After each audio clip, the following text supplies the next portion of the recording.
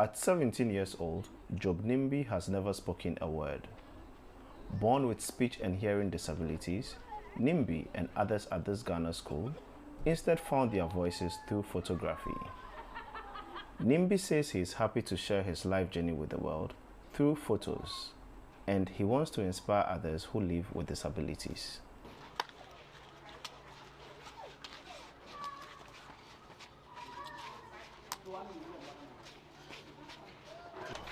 But Nimbi and his peers face significant challenges, including discrimination. Other hurdles are limited training and resources. Ghana's Statistical Service estimates only a fraction of the children with a hearing disability are able to pursue a higher education. Yet, Nimbi remains resolute. So now, what I'm learning, I'm focusing on to become a doctor.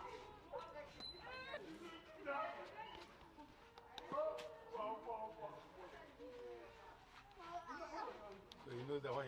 Photography was introduced to the Savalugu School for the Deaf by Geoffrey Buta. The award-winning photojournalist is on a campaign to amplify marginalized voices through visual storytelling. His project, Photo for Change, has one focus. Train people, assist people to tell their own story in the community they find themselves, and as well as using photography or visuals to address societal issues. Buta's Photo Club offers classes on photojournalism.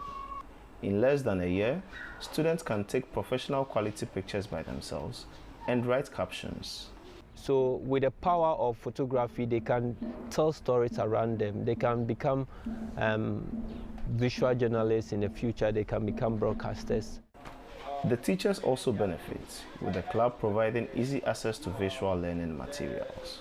You have seen a picture somewhere that has connection with what you are going to deliver, the lesson you're going to deliver. And so you use the camera to take that photo, bring it to the class, and then show it to the children. Then you can develop your lesson from there. Buta plans to expand his project to 10 more schools in Ghana and create exhibitions to showcase students' work. Other plans include setting up internship with media outlets. And in the long term, he wants to inspire a generation of students with disabilities to become award-winning photojournalists. Sana Nutod, VOA News, Savalugu, Ghana.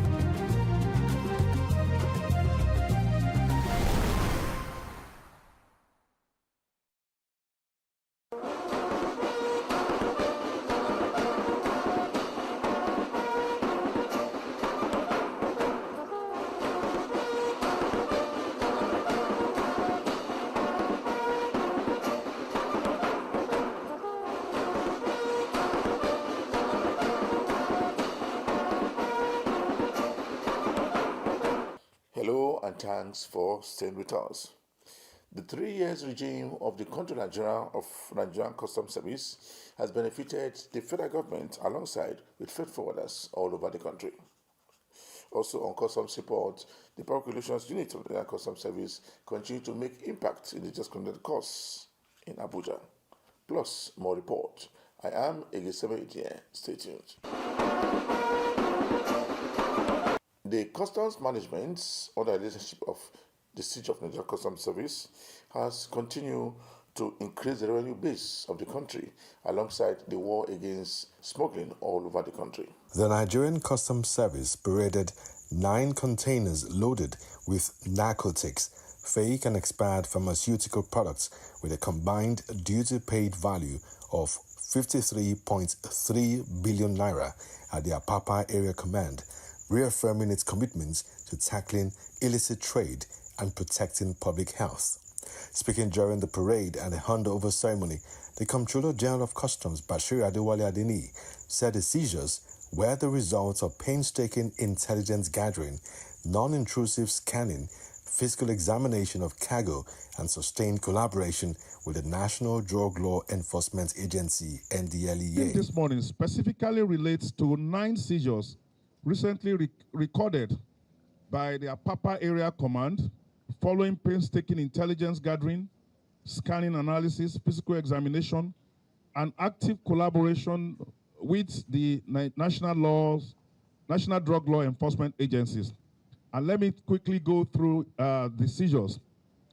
The first is a 40-footer container with number CAAU 7569127, which was found on examination to contain 3,639 parcels of cannabis sativa, Canadian loud, weighing 1,819.5 kilograms, which were concealed alongside 3 imported vehicles and assorted automobile spare parts. We are going to see them later in the course of this briefing.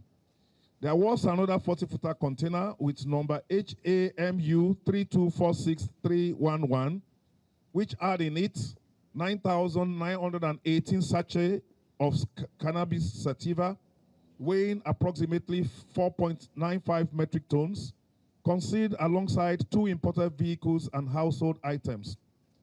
Other seized items include 1 by 40-footer container, MRKU 3816476, which had in it 1,700 cartons, 170,000 bottles of codeine syrup, concealed with 38 cartons of insulated casserole dishes.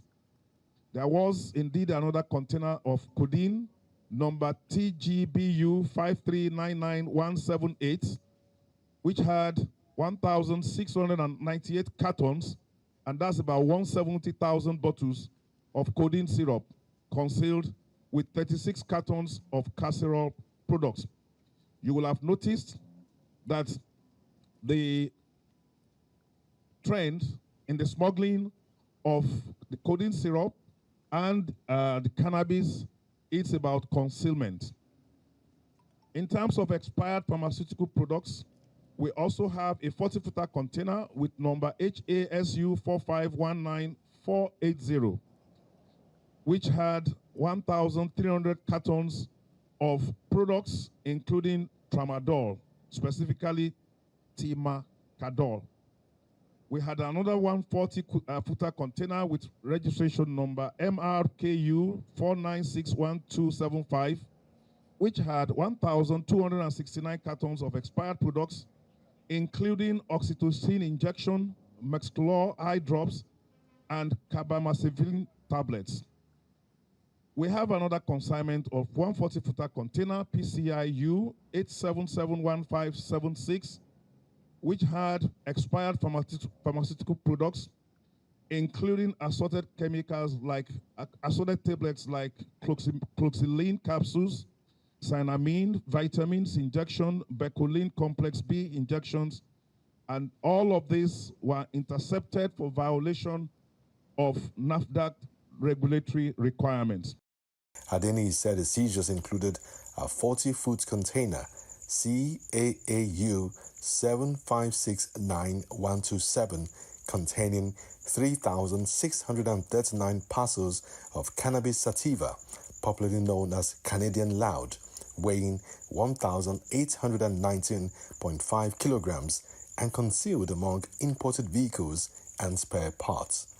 Another 40-foot container, HAMU 3246311, contained 9,918 sachets of cannabis sativa, weighing about 4.95 metric tons, hidden alongside vehicles and household items. Also intercepted were 2 40-foot containers, MRKU 3816476 and TGBU 5399178, carrying a combined 3,398 cartons of codeine syrup, about 339,800 bottles concealed inside casserole products. Over of 6 narcotics drugs to the NDLEA and expired unregistered pharmaceutical products to NAFDAC by the CGC.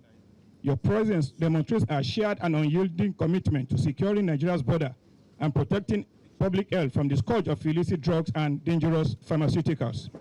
At the Apapa Area Command, we remain resolute in driving the Comptroller General of Customs vision of a modern, technology-driven customs that strikes the perfect balance between trade facilitation and aggressive enforcement.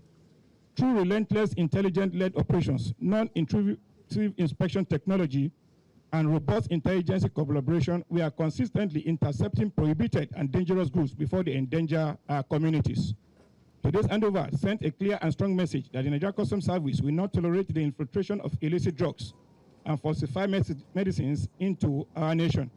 We are fully committed to enforcing the law and working seamlessly with our partners to ensure these substances are properly investigated, prosecuted, and destroyed. I commend the NDLEA, NAFDAC, and other sister agencies for their steadfast partnership. Together, we are dismantling criminal networks and strengthening Nigeria's enforcement framework. On behalf of the officers and men of our Area Command, I express our deepest appreciation to the Comptroller General of Customs for his dynamic and transformational leadership and unwavering support. The product is a good one. It can work to solve when you have cold or cat. But this one is unregistered product, meaning it's fake. You may take and you will get something else. You will get worse. The situation will get worse when it is taken. So that everybody should shine our eyes. We should, even though it has number, but this is fake number. It's very, very, very sad. But everyone has means now on your phone. Check for NAFDAC, for a product that is registered by NAFDAC. Is the strength of synergy between us and other agencies of government. You heard from the representative of the chairman, NDLEA, how these consignments, particularly the Canadian loud, has been tracked, working very closely with international partners, how it has been tracked all the way from where it was loaded onto Nigerian ports. This demonstrates that when we work together in environments like this, not just in the ports, in airports, at border stations, there is a lot of strength that lies in this synergy. I want to use this medium to really appreciate the opportunity and the readiness, the willingness of Brigadier General Buba Mawa, retired, and Professor Adeye of NAFDAC, with whom I found it very easy to collaborate, exchange views, intelligence on how we intercept this. What we are going to do now, the next level, is for us to also collaborate further in seeing how we can successfully prosecute those who are bringing this merchandise of evil into Nigeria. We have started, we are on the right track. We have an MOU with each of the agencies. We will activate the relative clauses to ensure in the MOU to ensure that we get this done. And like I said in my briefing, one of the things that we also came up with at our meeting in Brussels, the WCO meeting, is that the international partners, Interpol, INCB, they are also ready to collaborate with us to ensure that we fight decisively the scourge of smuggling of controlled substances, bad products and drugs into our country. The management of Nigerian Customs Service has continued to promote government agenda alongside the goodwill as approved by the government all over the world. Drawing from the need to facilitate legitimate trade and combat illegal cross-border activities, the Nigerian Customs Service and the Customs Administration of the Kingdom of the Netherlands have signed a joint declaration on strengthening collaboration between both customs authorities, reinforcing ongoing efforts to enhance trade facilitation, border security, capacity building, and the fight against transnational organized crime.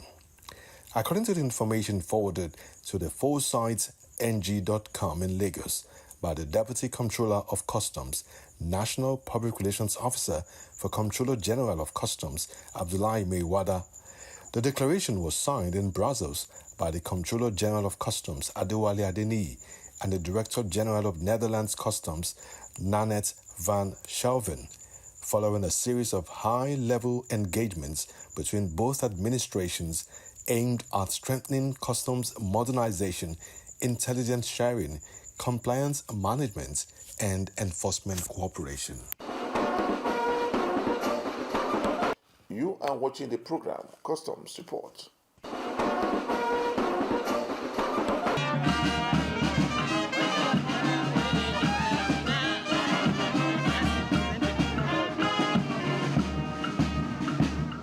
The Comptroller General of the Nigerian Customs Service, Adewale Adeniyi, has secured a fresh one-year tenure as chairman of the Council of the World Customs Organization, WCO, days after President Bola Ahmed Tinubu extended his tenure as customs boss by an additional 6 months. The renewal of Adeniyi's mandate was unanimously endorsed by member countries during the 147th and 148th sessions of the WCO Council held in Brussels, Belgium, reaffirming the confidence of the global customs community in his leadership. Speaking after receiving a warm welcome from members of the NCS management team on his return to Nigeria, Adeniyi disclosed that he had traveled to Brussels expecting to hand over the chairmanship, but was instead re-elected for another one-year term. Hooray! Hey! We replace headdresses! Replace headdresses!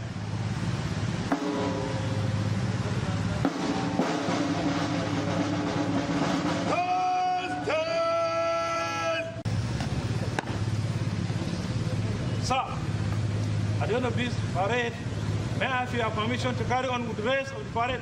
Sir!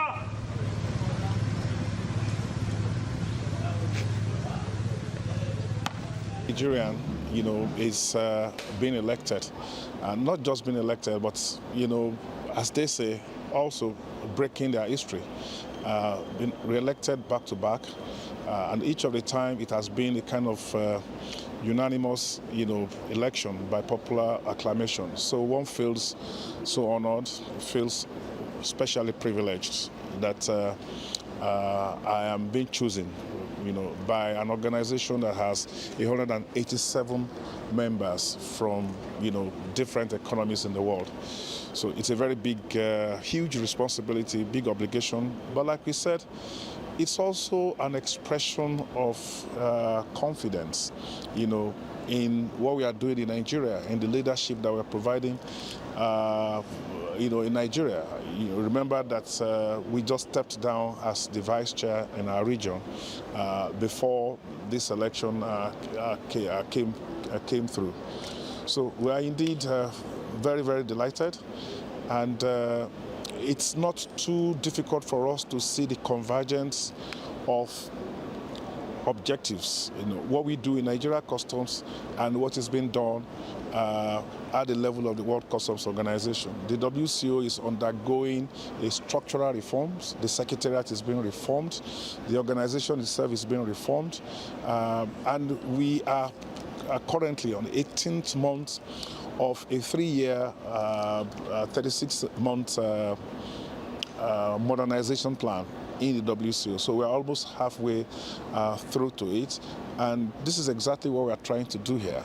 We're trying to put in measures to ensure that we protect our revenue. We're trying to see what we can do to implement trade facilitation initiatives. And WCO in the modernization program also provides ample opportunity for us to collaborate with other agencies of government, UNODC, Interpol, the World Postal Union, and all of that. So, and this is exactly what we're also trying to do in Nigeria. So there is a kind of very, high level of convergence, similarities in what we are doing at home. It seems like an extension of what we are doing at home, really. And so one is just so proud and delighted that the world has noticed it, and they are giving us the opportunity to provide an expression of leadership. Adeniyi made history as the first Nigerian to be elected chairman of the WCO Council, the highest decision-making body of the Global Customs Organization. The Customs Area Controller in charge of Murtala Mohammed Command has been speaking on the activities of the CG of Nigerian Customs Service in the last 3 years. He said the service has increased its revenue base alongside increased a lot of revenue base for various commands in the country. I felt so high as a custom officer because of the caliber of people on seat. During the presentation of that fellowship award to my CGC, because I will call him my CG. I refer to him as my CG. That's Dr. Bashir Adewale Adeniyi, MFR, PhD, DSM, FNIPR, PSC, DAGA, now FNIJ, which was added to him on the 25th of April. On the 15th of April, rather. 15th of April. 15th of April. It was a Wednesday. The first time a custom officer will be awarded with such a very high fellowship award. Because the institute itself was established in 1963, if I'm not mistaken, by the Press Institute to provide specialized media education. And it went into full operation in the year 1971. The institute, as it was then, was meant to just train some journalists, but the turnout of the institute, which Bashir Adewale Adeniyi was part of it, is start taking a new dimension now. Because so far they have 13 fellows, which our commander-in-chief, the president, President Bola Ahmed Tinubu, is a fellow himself. So I feel so proud as a custom officer that my own CG is joining the group. If I can mention some of the big men who are board of the NIJ Governing Council, we have the likes of Segun Oshoba, Mohammed Goje, Danjuma Goje, Dapo Olorunyomi, Boni Haruna, Sakeshintin, Adebutu, Mr. Gbenga Adefaye, then Honorable Abike Dabire, to mention just a few. They are fellows. Then my CG now join them. It's a good one for the customs, because he is the first, like Baba Oshoba said that day, he is the first ex-student to get an award as a fellow of the institute. So it makes me proud, and every customer officer should be very proud of that, that our own is a member of that great institute. So it's a good one for customs. And they said, according to Baba Oshoba, when they were selecting, say, does this man worth it to take the fellowship award? They all agree unanimously at this man, because Uncle Epu, in his article, I read it, he called him a man with Midas touch. And I believe. The acting controller in charge of Ogun 1 Command has won importance alongside freight forwarders who want to be smuggling things into the country to stop the acts, or he will be made to arrest them according to the law.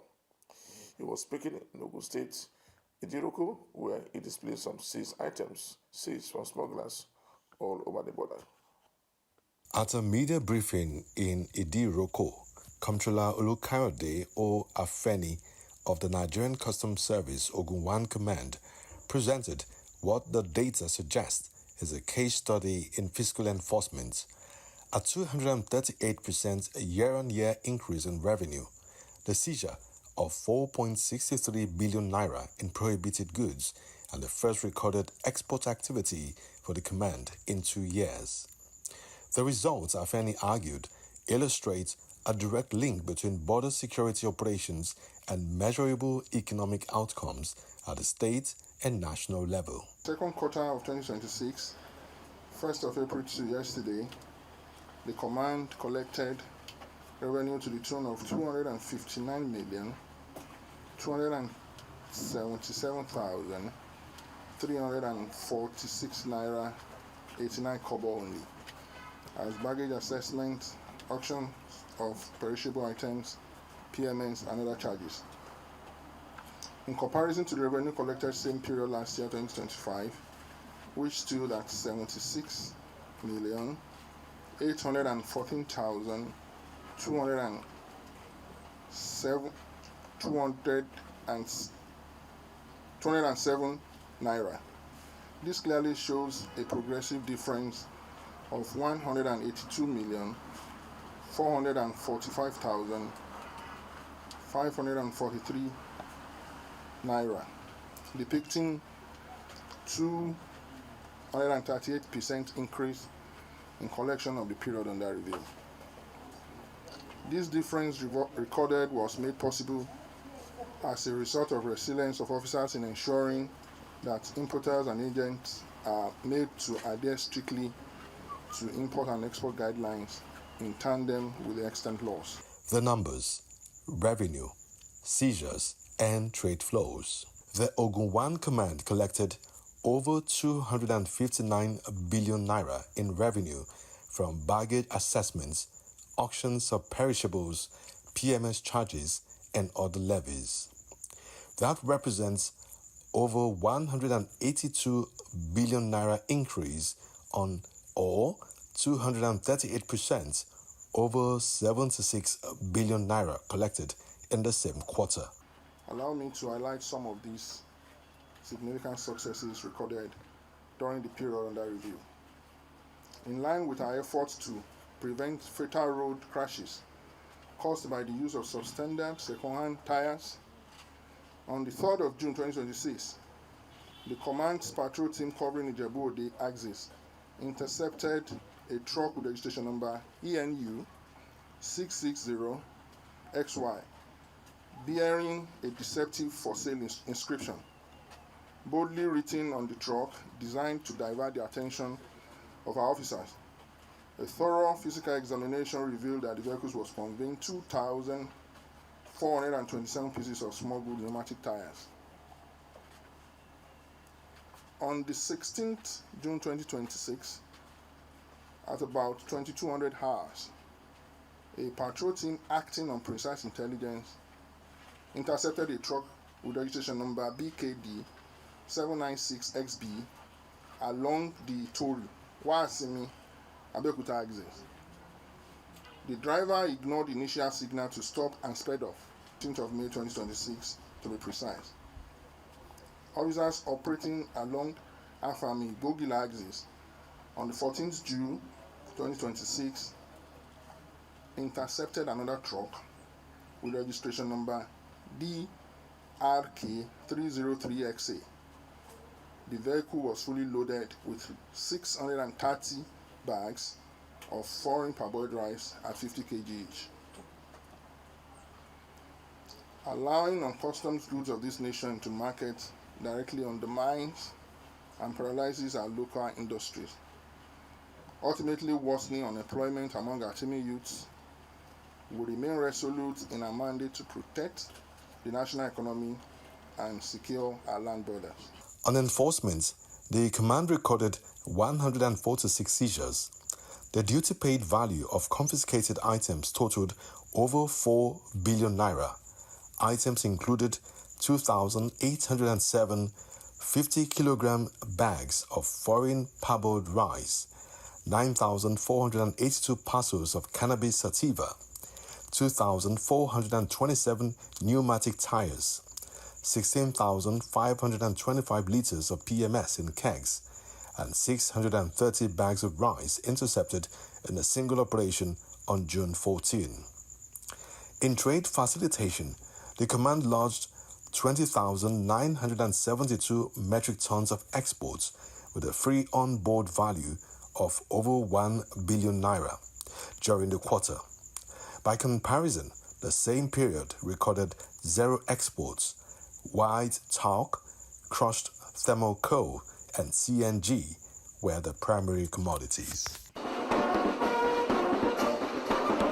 Just before I round up this week edition of the program, Customs Report, we brought you a report where the CG of Nigerian Customs Service has continued to make the country proud all over the world.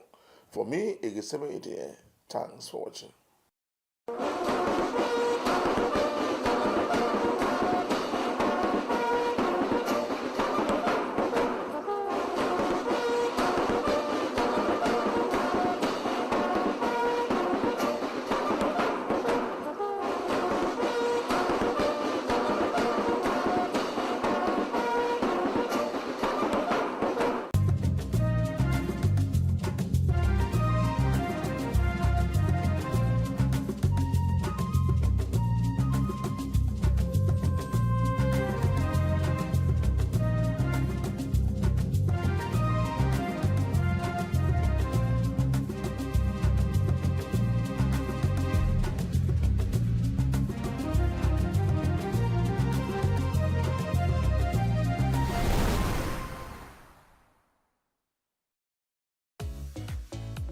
Cape Town is in menswear mode. Now, this is not just about trends. Across Africa, style is more than just decoration. It's how we show up.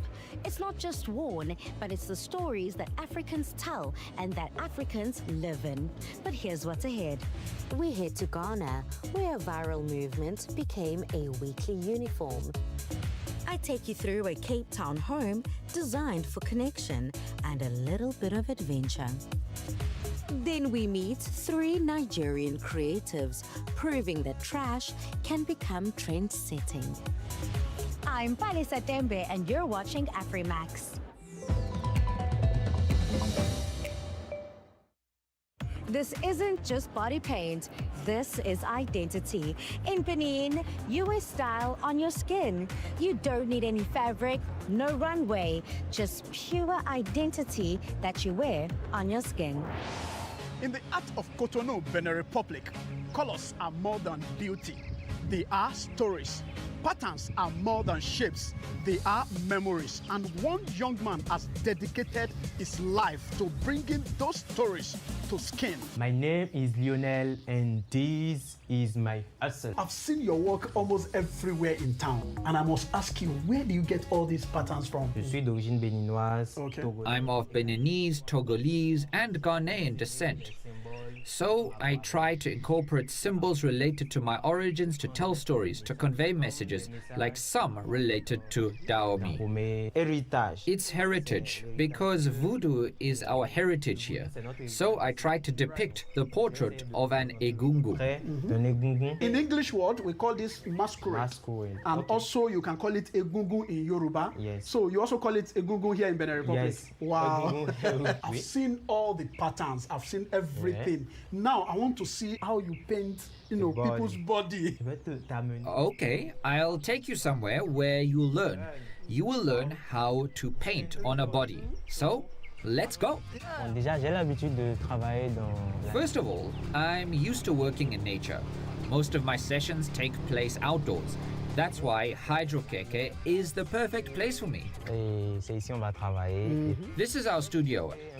I can see we have the brush, we have the paint, and everything is ready. But I'm wondering, where are we going to paint? Where's our canvas? Or are we painting on leaves or what? No.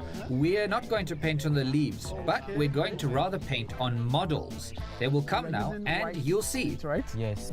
Just one dot. It is the beginning of my my inspiration. As a beginner, if you want to paint the face, you can start by here, and it depends the face who is in front of me. Okay. I feel really happy because it's a way for us to show our identity to the whole world, to express what Africa is through designs. Lionel conveys a message that I'm proud to carry and show to people. Whenever you paint like this, how long does it stay on your body? Does it affect your skin? Well, it doesn't last. When you get in the shower and wash yourself, it comes off. It's not dangerous at all. You can remove it easily. So now, are we done? Yes, we're done, but I've got something special for you. For real? You're going to take off your clothes and we'll start. So guys, I'm sure this is the moment you guys have been waiting for. You want to use my body as a canvas. Let's go for it now! In just 5 years, Lionel has done more than painting faces. He is telling powerful stories through art. From working with top music video artists to featuring models that proudly show off Benin's heritage, he is turning culture into something young people can see, feel, and celebrate. And now, look at Lionel, painting the map of Benin Republic, carefully adding the image of Egungun, a spirit that is honored every year during Fudu Festival. It isn't just art. It is history, it's pride, and honestly speaking, it is beautiful. Just look at me. Guys, how do I look? Today, I have learned that painting isn't just about color. It is a connection. Each brush stroke tells story older than we can imagine. From Soweto to the week of fashion right here in Cape Town, I'm sitting right next to Thabo Khumalo, who has been able to quite successfully put together such an incredible range. Thabo, how does it feel to be here today? I'm very, very excited. I was so nervous throughout the whole journey of doing this collection, but right now, my nerves are down. What was that one moment growing up as a kid that you were able to say, fashion is exactly the path I want to take? Actually, I remember when my mom used to buy me clothes, I would rearrange them, cut them the way that I wanted to cut them, and put them the way that I want to put them. And that's how I was like, actually, there's something here. Looking at your range, it feels as if you're trying to tell a very distinct story. What is that story? So I'm trying to say I'm floating in the air, whatever that I'm doing. I just want to be in the air, not on the ground. Elevating. That's what means. I'm flying with the eagles. Whatever I'm doing, I'm just up there. But a lot of people might misunderstand your craft and your creativity. Yes. I think people need to understand that fashion is art. And as an artist, we express ourselves differently. And we're trying to sell clothes at the same time. It's a business of fashion. So they need to understand that. Thank you. Next time you're interviewing me, I'm dressing you up. Yes. Yes. You heard it here first. From fashion in Cape Town to gorgeous garments, Ghanaian entrepreneur Mubarika Wuku is putting Fugu back into focus, taking tradition and turning it into a weekly ritual, Fugu Wednesdays. Why is there a Fugu Wednesday in Ghana? Fugu has been made as a national day, and it has been asked that everybody wears Fugu on Wednesday. And then people think that it looks like a blouse. No, Fugu is not a blouse. To understand Fugu Wednesdays, we have to go back to a moment the internet turned to a joke. A moment that sparked a bigger conversation about identity, style, and what it means to be Ghanaian today. It is a traditional outfit or attire that is mainly worn by the people in the northern regions of Ghana. So from Upper East to Upper West to Northern region, and all the northern cultures wear this fugu that the Zambians confuse for a blouse, but it is a male dress and it is sewn in such a way that it makes you feel like a royal. So if culture is a way of our life, why is fugu not part of our daily lives? The garment at the center of it all is the fugu, also known as batakari. Worn for generations in northern Ghana, it is loose, hand-woven, and deeply rooted in identity. It gives us a sense of belonging. If I see a brother from the north, we wear the same clothing, so the person becomes my brother. Then came the moment that changed everything. When President John Dramani Mahama wore a fugu during a visit to Zambia, the internet reacted. Some people laughed. They called it a blouse. It was kind of funny, and also it's made me realize how ignorant people are about cultures across borders in Africa. But the jokes revealed something deeper. Why does a suit and a tie feel normal everywhere, but traditional African clothing feels out of place? Is it about culture or perception? I don't think people would question if President Mahama wore a suit at all, because we are all accustomed to a Western look and we've accepted it. What we didn't know is our own culture and how people look in their countries or in their tribes or tradition. For designers like Mubarika Awudu, the conversation didn't stop there, because sometimes it's not about culture, it's about how it's presented. Fugu cannot be designed anyway. It has a particular way and a pattern that it looks like, that gives it the authenticity, that gives it the originality of where it's coming from. But this is a standard one, and this is hand-stitched, and it's stitched in such a way that it fits a lot of the people. So if you're small, it gathers. If you're big, it's open up to suits, to adjust into your body. And it usually goes with a hat. So usually the chiefs or the kings will wear it this way. So if you're going to see a chief, you can either take it back this way, or you can put it on the side. This shows that it's a sign of respect to who you're going to see. But if you're with your peers and then you're the leader of the group, you wear it this way.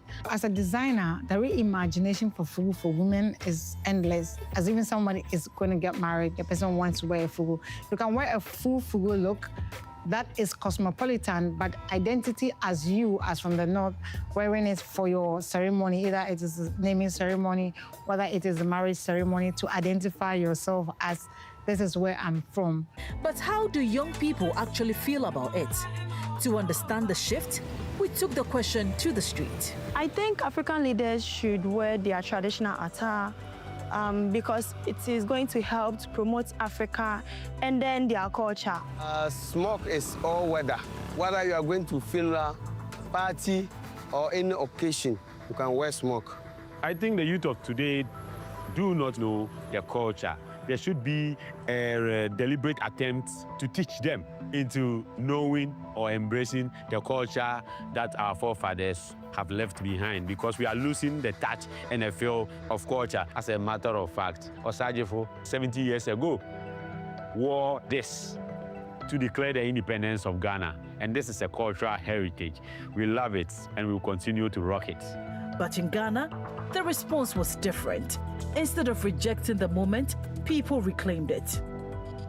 In as much as Ghanaians are hospitable, but we also have a very strong sense of culture and identity. So we wanted to own what it is that belonged to us and showcase it to the world, and also educate them about what the attire was and what it represented. And it also brought about a broader conversation about what other people wear across borders. So if the Zambians call it a blouse, we start to wear it more. And just like that, a new trend began. Fugu Wednesdays, a day where people show up to work, to school, places wearing their culture with pride. So every Wednesday, when I see people wear fugu, or when I wear fugu, I feel very, very proud, because people who wouldn't wear fugu on a normal day are compelled to wear fugu, and people are even asking what fabrics mean. So like there's a lot of education about even the identities of the fugu, how it is made and all of that. All of this has come in the spotlight, and then we're enjoying it. An ill-fitted fugu can lose its power, but a well-crafted one changes everything. If you go back north, the youth were not interested in this fugu at all, but now because of the Vara and people are following the trend, there's a vibe. People are now encouraging their children to go into fugu making, because now there's this demand of fugu. Economically, it's also increasing the sustenance of the people in our communities. In the digital world, culture may be mocked. What started as a joke became a question, then a conversation, and now a movement. And on every Wednesday, fugu makes that statement. Now it's time for us to chat to the man in charge of SA's Men's Wear Week, Leon Hasbrook. Leon, it's so lovely for you to join me. Thank you. Thank you for being here. Now tell me, what does it take to put something like this together? It has to be a lot. It's a lot of work, yes. I think it's a good team, good partners, good media partners, great designers, and of course, what's most important, the industry. The industry has to be here, or else we wouldn't be able to do this. What are some of those standout shows and some of those designers that this year are truly shining? I'm not going to say who's standout, but who I'm very excited to see is Max Jenny from Sweden.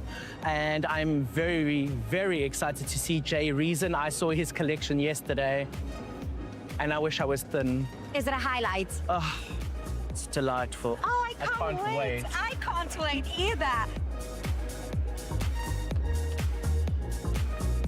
Next up, we head over to Nigeria, where we find out how Nigerian creatives are able to turn things that we throw away into something of value.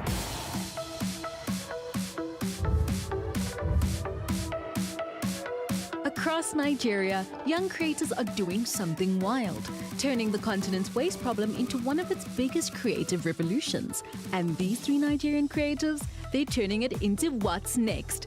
Coming in at number 3, the unique idea of Jumoke Oluwokiri. Jumoke lives in Abuja, Nigeria, and is rethinking everything we throw away by turning it into art, purpose, and possibility. It's a new idea. Nobody has ever thought about doing a museum before dedicated to waste. Turns out, waste isn't such a waste of time after all. I stumbled on the waste in my kitchen, so I started asking the question, what can we do with the waste that we generate instead of throwing it away? And nobody could give me the answer because it's like a stupid question. What is waste meant to be used for if not to be thrown away? So Jumoke doesn't just make art. She made a new way for young people to think about the future. Every single waste that I'm able to save is like I'm on a rescue mission. For every waste I'm able to save from ending up on the landfill, from ending up in the ocean, that's my motivation. Nigeria produces massive amounts of plastic waste and almost none of it gets processed. And through her museum, Jumoke is teaching the next generation how to flip waste into something of value. So if I'm able to save 10 kilograms of plastic bottle today, I'm like, ooh, let's do more tomorrow. But waste isn't just becoming art. It's becoming style. Big style. And for the person in our number 2 spot, Dimeji Ilori, that's the whole point. From junk to jackets, from waste to wearable, Dimeji Ilori turns throwaways into something swish. In Nigeria, where textile waste is everywhere, he's flipping the narrative, one piece at a time. Growing up, basically, I wore lots of my brother's hand-me-down clothes. It's like an African thing where it passes down from brothers to the younger ones. And obviously, my brother was bigger than me, so I had to find a way to make those clothes into my size. And there was the same machine in the house. So I basically take those clothes, put them on the same machine, do the whole slim fit and all of those things, mix match the designs and the fabrics together to just create my own type of clothes. Lagos dumps over 13,000 tons of textile waste every single day, and Dimeji's mission is changing the narrative. What makes our design really unique is because we draw inspiration from this pre-colonial African elements, the tradition, the heritage, the craftsmanship, and the host, the spirituality, and the community. Bringing back all of these old forgotten elements, also helping bringing back an old forgotten consciousness among the people. This makes us be proud as Africans. This isn't just about style, it's about building something sustainable and making sure more people benefit from it. We hope to bring some of our weavers out of poverty because the weavers, the local weavers, and the trip market sellers that we use are down the food chain. So hopefully we hope to bring some of those people out of those spaces and create an amazing industry, African fashion industry out of this. And if you think sustainable fashion ends there, wait until you see what's winning on red carpets, because coming at number 1 is the absolutely fabulous US Culture designs. From red carpets to high fashion moments, these headpieces are turning heads everywhere. And the twist? They're made from waste. I've seen that the waste which comes from plastics are detrimental to the environment. So I tried to make the environment a better place by reducing the waste which comes from plastic. bottles and other things. Bold, sculptural, and impossible to ignore. But how did she come up with this amazing idea? I started out when I was 8, making lovely pieces from waste from my mom's fashion business. And this like 2 decades ago. She sells it up. So I'm like, oh, so there's a business that could come out from my passion. Today, that childhood curiosity has grown into a full-scale creative process where waste is carefully sourced, transformed, and reimagined. We have team members who go picking up and procuring waste materials, like these bottles from hotels, from restaurants.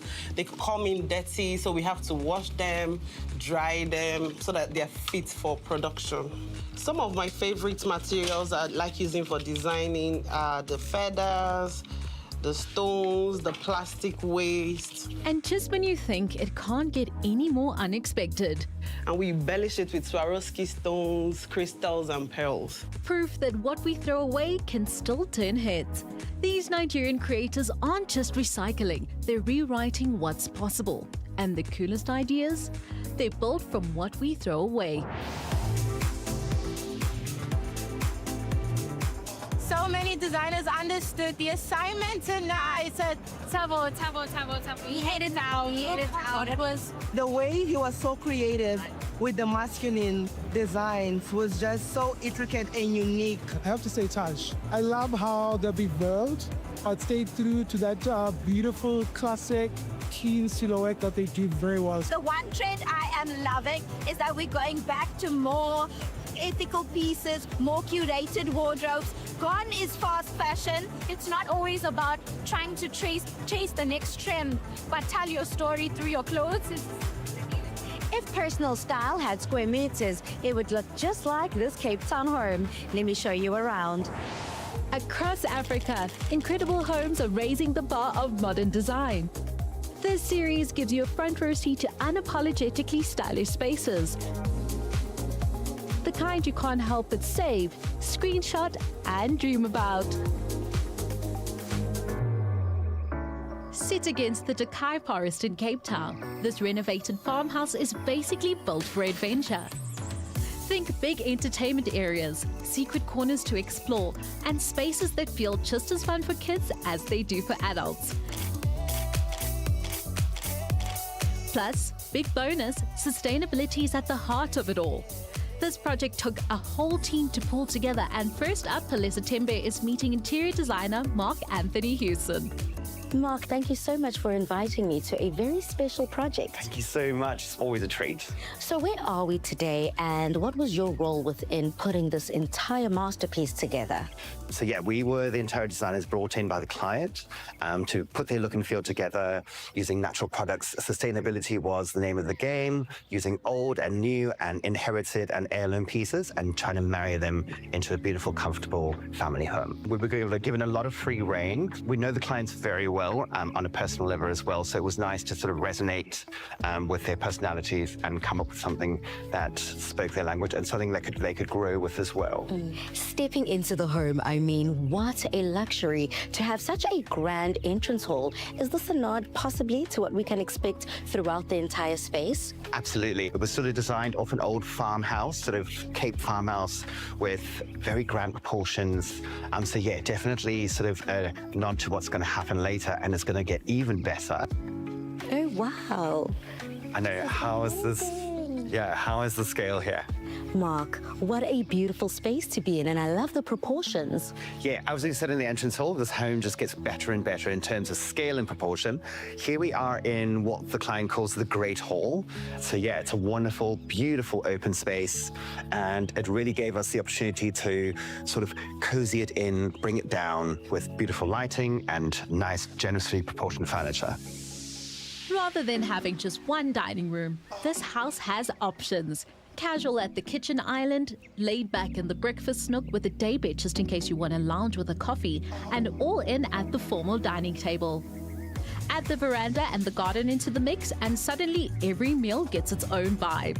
You've created such a cozy space within the living and entertainment rooms. I can't imagine the amount of fun you had within the bedrooms. So what was lovely about the bedrooms was to scale it down a little bit. The bedrooms are very personal to the family. It's a whole wing separate to the main living space of the home. So the idea there was to create these lovely, calm cocoons. There's 2 beautiful children's bedrooms, a wonderful master suite. We chose a beautiful big 4-post bed in metal, and we mixed that with wonderful sort of walnut bedside tables, but then keeping the color palette quite muted and calm, and then bringing the outside in, which the clients love nature, and we're on the forest. As expected, the bathrooms go full spa mode. Bubble bath with a glass of bubbly or an outdoor shower? Yes, please. With the interiors nailed, let's rewind to where it all began, with the architect. Jed, can you tell me a little bit about your role in this project and the scope of work that was required? I got a call from the client. We met on site, and I was immediately struck by the natural beauty of the forest, as well as those beautiful long-distance mountain views. I went back and just started doodling, and it all came together very, very quickly. So the challenge was to create a large home on a large site. And instead of creating a single building, we decided to create a collection of buildings that were interlinked. So we pushed the building sort of towards the corner and opened up towards the view, which then opened up landscaping opportunities down the line to create a world within a world. So just when you think this house is done enough, the landscaping comes in and completely steals the show. It's full on wow, wow, wow, thanks to landscape designer Carrie Latimer. The architect and I were able to collaborate from the beginning to ensure that we have really one unified vision between the architecture and the garden. So did the client have a strong brief, or was it open to interpretation? The clients had a very clear concept for the garden, but they were very open to how that all fits together. They wanted a lovely entertainment area outdoors with a nice pool. We've actually set it up to have a sink and quite a few kitchen facilities out there so that they can comfortably station themselves there for the day. And then it was my design, quite a big departure from the original brief, to put the pool up against that entertainment zone. So the pool really becomes part of the entertainment space. And you can see we've given the pool an irregular shape on the one end. And the pool is supposed to have a sort of pond-like feel. The color of the pool was important in that. We didn't want a bright conventional pool at all. We wanted it to feel almost like you're perched on the edge of a little dam. From fire pit hangs, wandering through a Mediterranean-style fruit orchard, kids bouncing between trampolines, adults claiming the best seat with a drink in hand, this house is all about adventure. And it all flows into one big, beautiful experience. The only question is, where do you start? From skin to fabric to space, style tells a story. But I'm off to mingle. Thank you so much for joining us, and please do reach out to us at our social media platforms. But until next time, goodbye.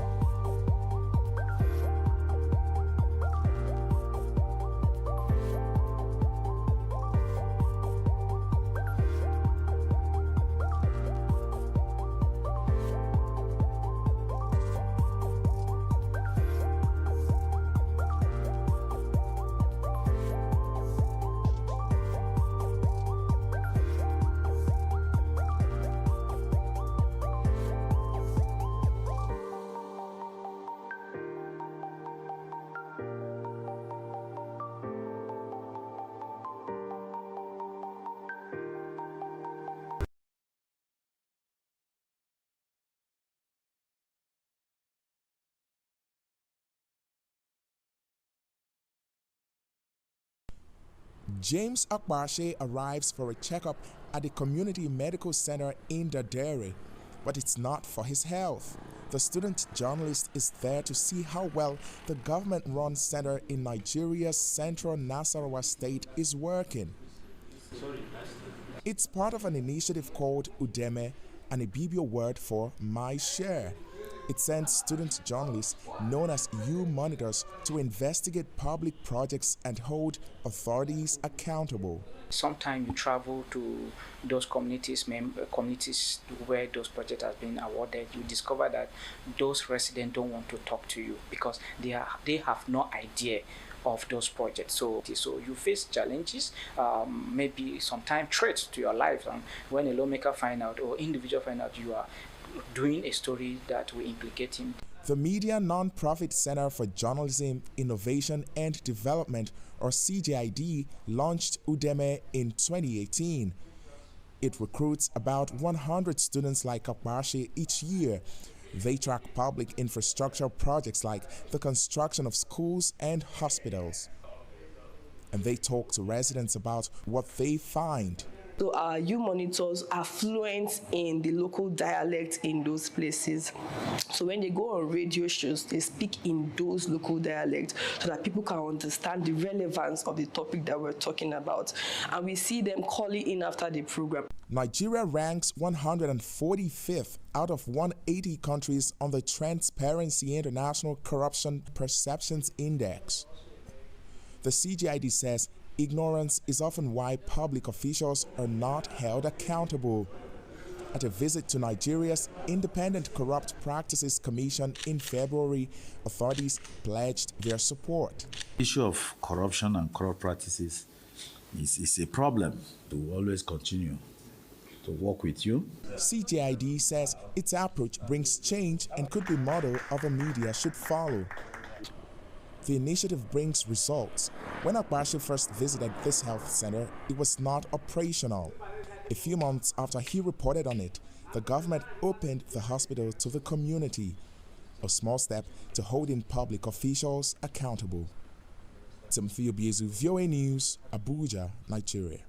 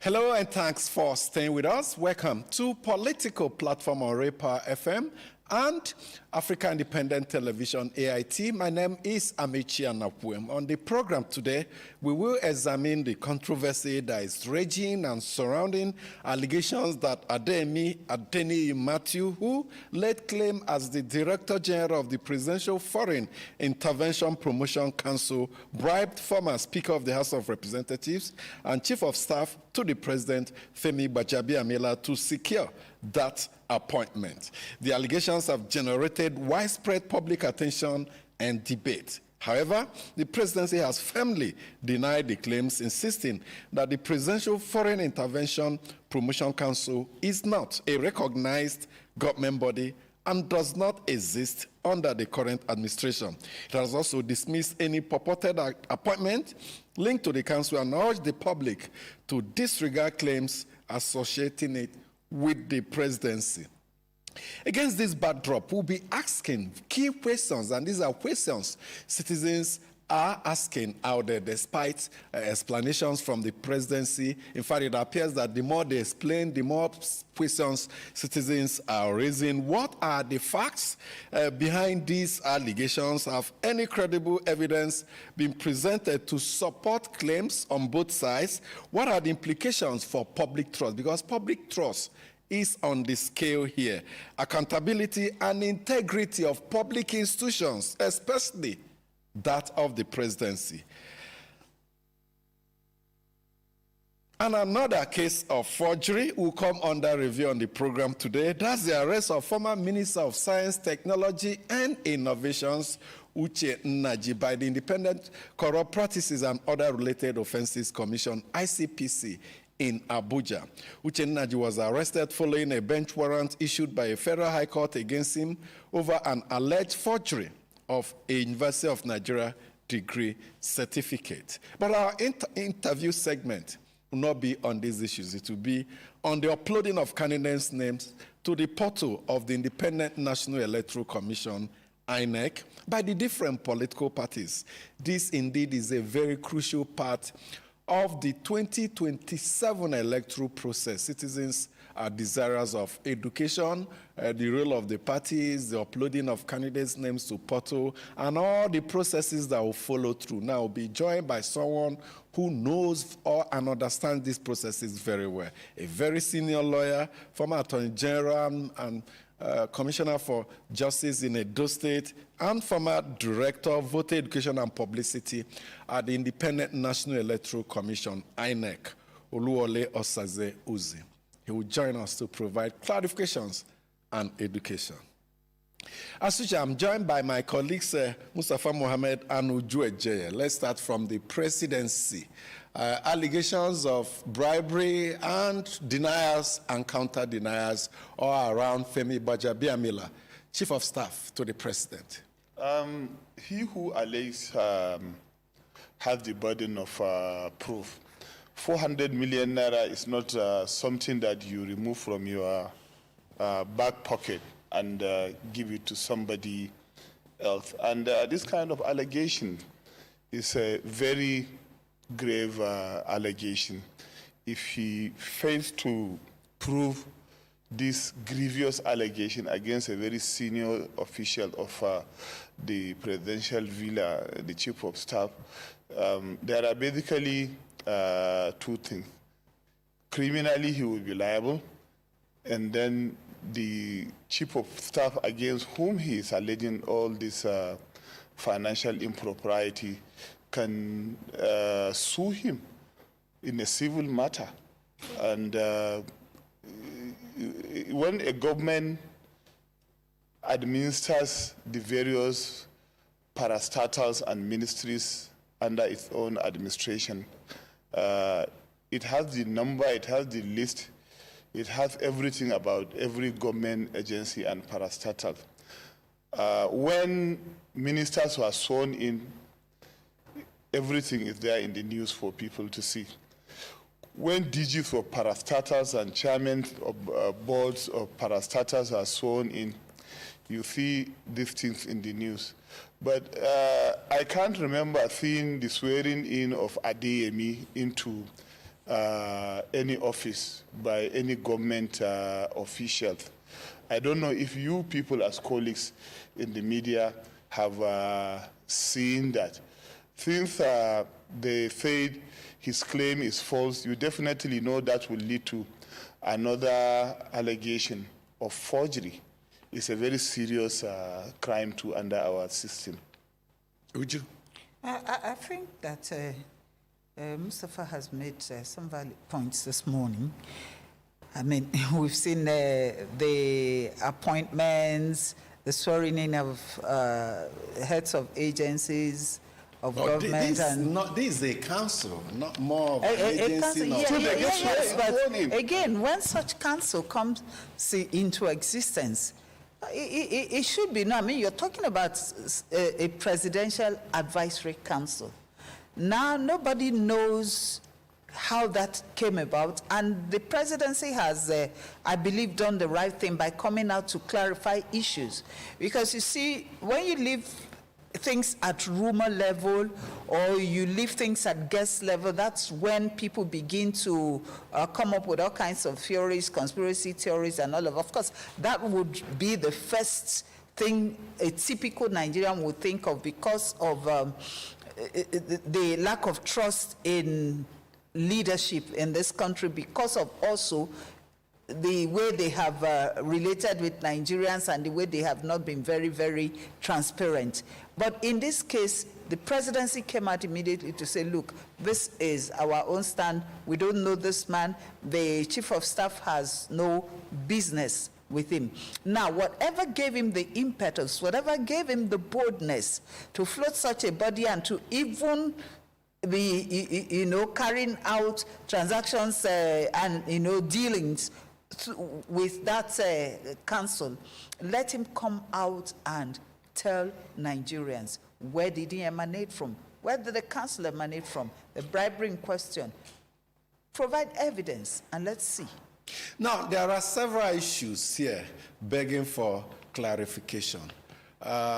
This Adeyemi, who claims to be the DG of Presidential Foreign Intervention Promotion Council, had dealings with almost every other government institution, including the central bank where accounts were opened, including having an office at the Federal Secretariat complex in Abuja, including having approved staffers, including having a budget line in our national budget. Wow.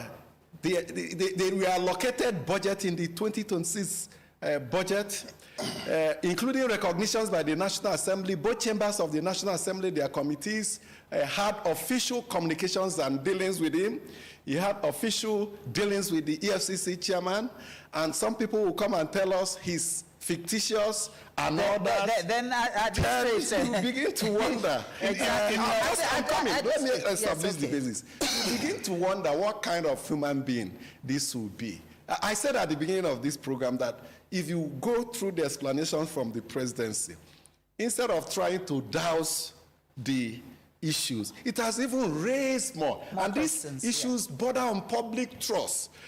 Because I've listed the institutions that this man dealt with and what happened. He had account with the central bank and they said, oh, he deceived. So he deceived everybody. One thing tells you there are collaborators in high places. In other words, there is no smoke without fire.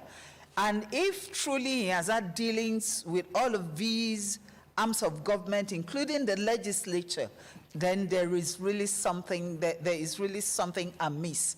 And I think that that's what we also need to unearth as a nation. Maybe the security agencies should go to work, investigate. But since they are involved again, I wonder who will investigate them. You see, the government said this person has been under investigation by the security agencies, by the investigative agencies before his outburst. So what are you going to believe? Are you going to believe what he says, somebody who is under investigation? Of course, investigation does not mean guilt. But like I said before, if any head of parastatal, chairman of council or any agency is sworn in either at the council chamber of the President of the Federal Republic of Nigeria or any conference hall of the ministers or heads of parastatals, definitely that will be in the news.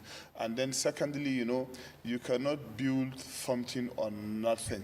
So since the government has denied him, of course, he may not have any basis. And going beyond that, you see, country like Nigeria, we have a lot of smart people. They can do a lot of things. I can give you an example. Years back, somebody approached me with a genuine-looking letter from the NNPC of crude oil allocation, asking me to get people, buyers. And I laugh at the person and say, okay, go and bring a photocopy of this letter, I will get back to you. Living in Lagos with places like Olowole Street and what have you, people can produce very good, real-looking letter-headed papers. They can write very smart awards. They can write very smart appointment letters. Don't underestimate. So these Adeyemi, you presume, wrote these letters, forged them, and all the institutions. It's possible. In Nigeria, you can do anything. What does it tell you? That there is a fundamental error in the way our institutions are set up. Remember Bill Clinton said something when he came to the country. Bill Clinton said we need to strengthen our institution. And part of the problem the country is facing at the moment is weak institution. You go to the public offices, you have civil servants who don't have schedules, or you have civil servants with very big names and positions, they don't know what to do.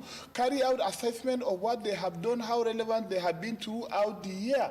You find that they are very weak. There was no output yet. We pay them salaries, we pay them allowances, they get pensions. What kind of public service are we running?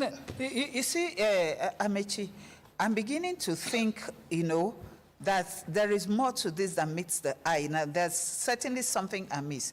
Now, we ask ourselves, you and I know that you can't just walk up to the Secretariat complex and get an office like that. So who allocated the Secretariat, the office at the Secretariat to him? Who allocated it to him? Who set up that office for him? Because that's supposed to be for government officials and government dealings. Now, what about the dealings with highly placed officials? Central bank accounts? The central bank account. The budget line? Is the central bank that ignorant that somebody who is fictitious, who is fake, would come and open an account with the central bank?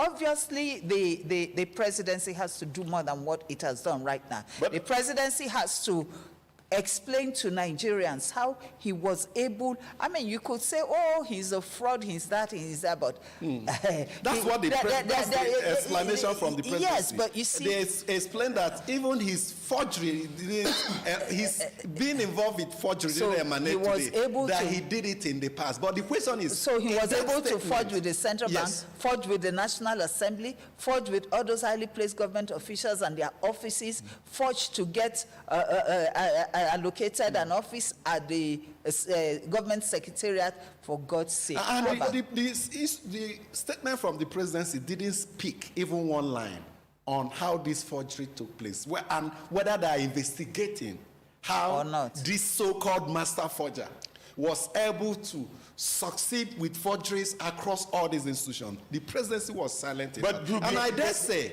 that this Presidential Economic Advisory Council is not the only illegal body operating in Nigeria. I know many of them that are not backed by law or any statute. What we see is that some interested persons will set it up, use it for some interest, for some agenda, and over time it assumes a life of its own. That is how bad it is. In such a way that rogue institutions will operate in Nigeria undetected. But for a very long time, remember during Jonathan, former President Goodluck Jonathan, Sanusi, Lamido Sanusi, at the International Conference Center, in the presence of Okonjo-Iweala, the former finance minister, and so many other credible Nigerians, spoke about subsidy fraud. That monies are being paid as subsidies for fuel that were never imported. Fictitious names of vessels carrying non-existent oil were registered and monies were paid.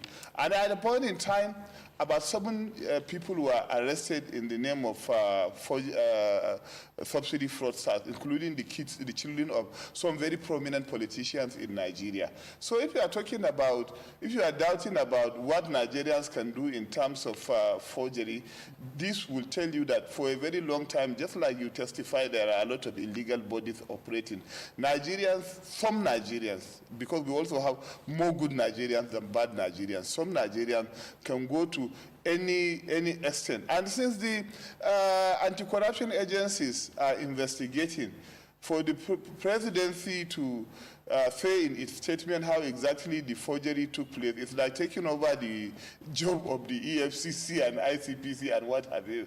But then I think we don't have to talk much about this. Let's wait and see the outcome of these investigations and see which direction. We need to talk more about it. We need to talk more because it appears some people are trying to sweep it under the carpet as usual. And apart from that, you know, if you were able to have dealings with government officials, like you said, there are a lot of fake bodies, fake this thing. But you see, those bodies also do not operate in isolation. Yes. There must be somebody somewhere some interest, giving them some small muscle, some interest covering up. There are cover-ups for such organizations, such bodies to run. So who are the allies of this man, this Adeyemi in question? Is any attempt being made to mask them? Exactly, because we need to find out who his allies are. You can't get through the National Assembly, get through the CBN, get through DSS, DSS who should be investigating and all of that, the EFCC. And we're not involved with DSS I think that we need to unmask his allies. It's very, very important. But because then that is how we can get to the root of the unfortunate thing is that people are not resigning. People are not being suspended. People are not being queried in all these institutions. And they want us to believe that, the problem is the master forger, that they have arrested him and are prosecuting him, and the problem will end. The problem will never end. No. The problem is just beginning. Exactly. The government in question needs to come clean with utmost explanations to Nigerians who played what role, where rules violated, where laws circumvented, what are the punishments? And they are so silent on this, thinking that we'll sweep this under the carpet. Who are his allies? But man, no man. How far did it go? There is another case of forgery, this time involving former Minister of Science, Technology and Innovation, Uchenna Nnaji, was picked up by authorities at the airport. This said after several summons from ICPC to appear before it. He refused to answer to the summons.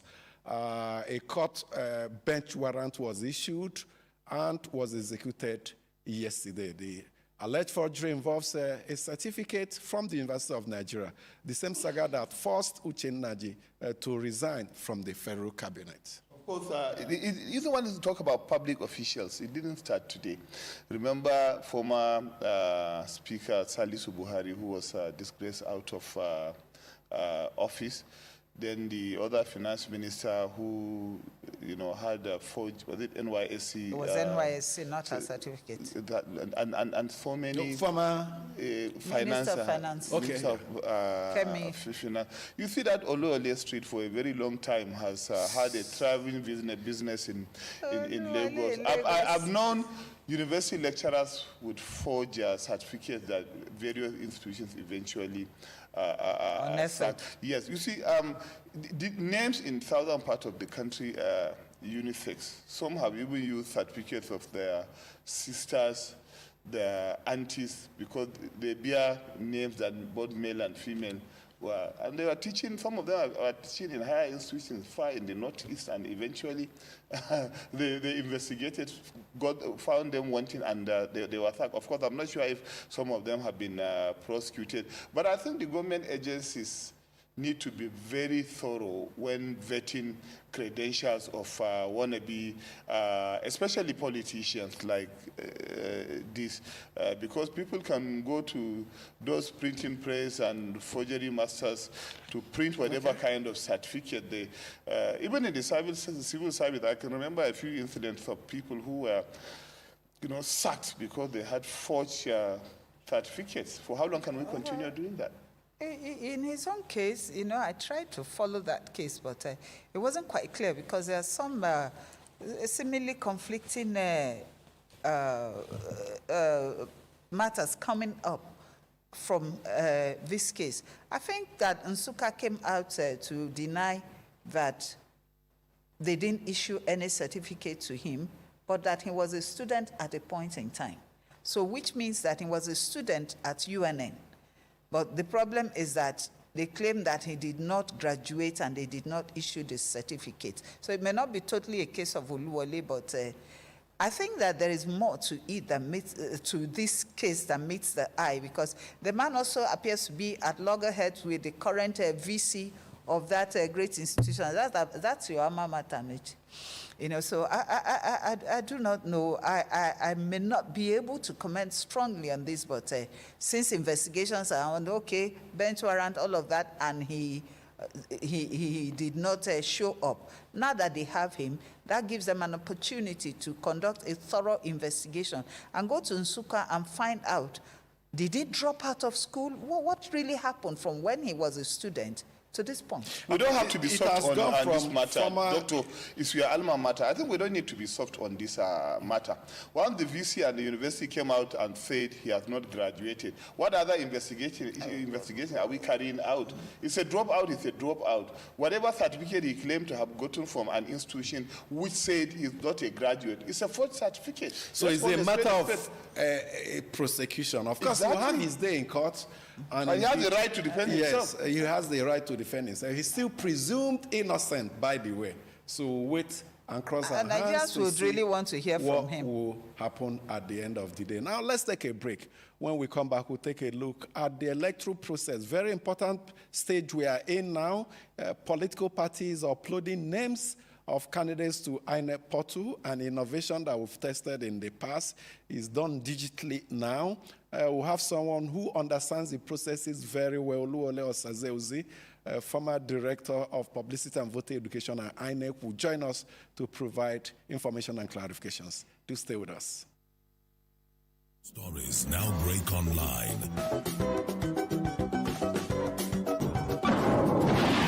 Don't miss anything from our real-time updates and exclusive content. Follow and participate in discussions on live TV studio programs to shape the narratives. Subscribe, engage, and share from AIT.live at AIT_online on X, AIT Online on Facebook, Official AIT Live on Instagram, TikTok, and Threads on YouTube. Stay connected with AIT. On air, online, on live. Get ready for a bold new chapter in political discourse. The conversations that matter most are stepping into the spotlight like never before. Political platform, the hard-hitting, no-holds-barred program you have trusted on Raypower Radio is making a powerful move to television.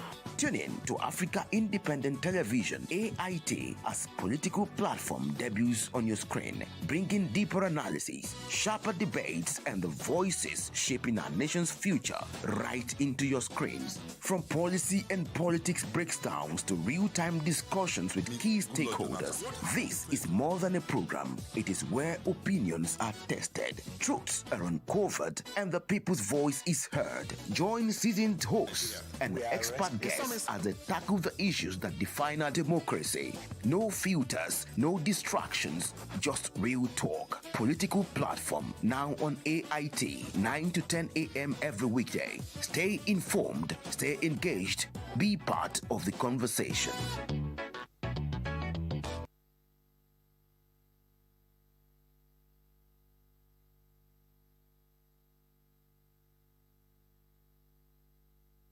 Much for staying with us. A critical stage in our journey to the 2027 general election. After the conclusion of primaries by the different political parties, it has come to a stage where they are to send the names to INEC, not manually, but digitally. INEC has provided codes for parties to upload the names of their candidates to the portal, and expectedly, there have been controversies. Some parties have in this changed names, substituted names, and giving reasons and all that. But we have someone joining us to offer education, offer perspectives, and clarifications on how these processes do work out. Oluwole Osazeuzi is a senior lawyer, served as Commissioner for Justice and Attorney General of Edo State, and worked for a long time at INEC as Director of Voter Education and Publicity. He also worked briefly as Director of Legal in INEC. He's not briefly. I was director of legal. Okay, worked as director of legal and INEC, so he understands the legal processes, and it also takes our time to undergo teaching. Are you still on that line? I do serve as a resource person, but not as a teacher. Okay. So a crucial stage, I said, in our electoral process, upload of candidates' name to INEC portal. Yes. Yes, that is in consonance with the law that all political parties should conduct primaries and submit their list of candidates to the commission. It doesn't speak about uploading to a portal. It talks about submission of list of candidates. So INEC, in its own discretion, can decide how it wants to receive the list. Prior to now, in previous cycles, this was done manually. You pick up, or the party picks up the forms, the parties give it to their candidates who go to the Federal High Court or High Court of the state. They post an affidavit that all the information they've given are correct, and then submit through their parties back to the commission. But about 3 cycles ago, as part of the digitization process, said, why don't we do this online? Why don't we upload things electronically, digitally, rather than that manual process? So if you had come to the commission, say about 2007, you'll see piles and piles of paper forms submitted by the political parties. I think they still have to do that manually, but first of all, they have to upload. Each party is given a code. Once your parties, you have indicated interest, you're given a code. You conduct the primaries and commission monitor the primaries, you're given a code, and the forms and lists of all the parties' candidates and the forms are uploaded. The EC9, I think it is, are uploaded to that dedicated platform for it. Okay. Let's look at the parties now. They have conducted their primaries, but none of them published names of winners. They held it close to their chest. When we made inquiries, they said by law they are not required, or they are not mandated to announce results. That what the law dictates is that they should upload. And now they're uploading. There are issues of, these are not the people that won the primaries and all that. Well, I don't know. It is true that the primaries are conducted, except it's by consensus. You either do consensus or you do direct primaries. And when you do direct primaries, you're actually supposed to declare a result. But I think those for results, direct primaries only. Yes.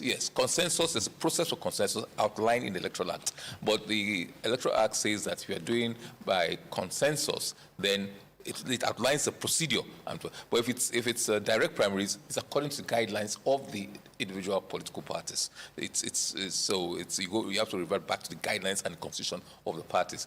But I do believe some parties, NDC for example, did publish a list of its successful candidates. It did publish. It did publish to its members. It did. I'm aware of that. Okay. But not immediately after the primaries. Not like what you saw. My question wasn't whether it was published immediately. The question was whether someone did not publish the list of winners. But in any case, in every center where elections took place, results were announced. Because most of the guidelines say results should be announced. But they tell you it's like a provisional result. And because they also have to follow an appeal process. Oh. Yes. And then it's that appeal process at the end that they now publish the list of the successful candidates. But unless and until, so there's a result, but it's not official until it's stamped, as it were. That's the explanation APC gave for the change of certain names, the likes of Gabriel Soso and others. They say they put them through an appeal process and at the end of the day reach the conclusion that they are not the ones that should be uploaded. Yes. I can't speak about individual political parties, but is that process I've outlined?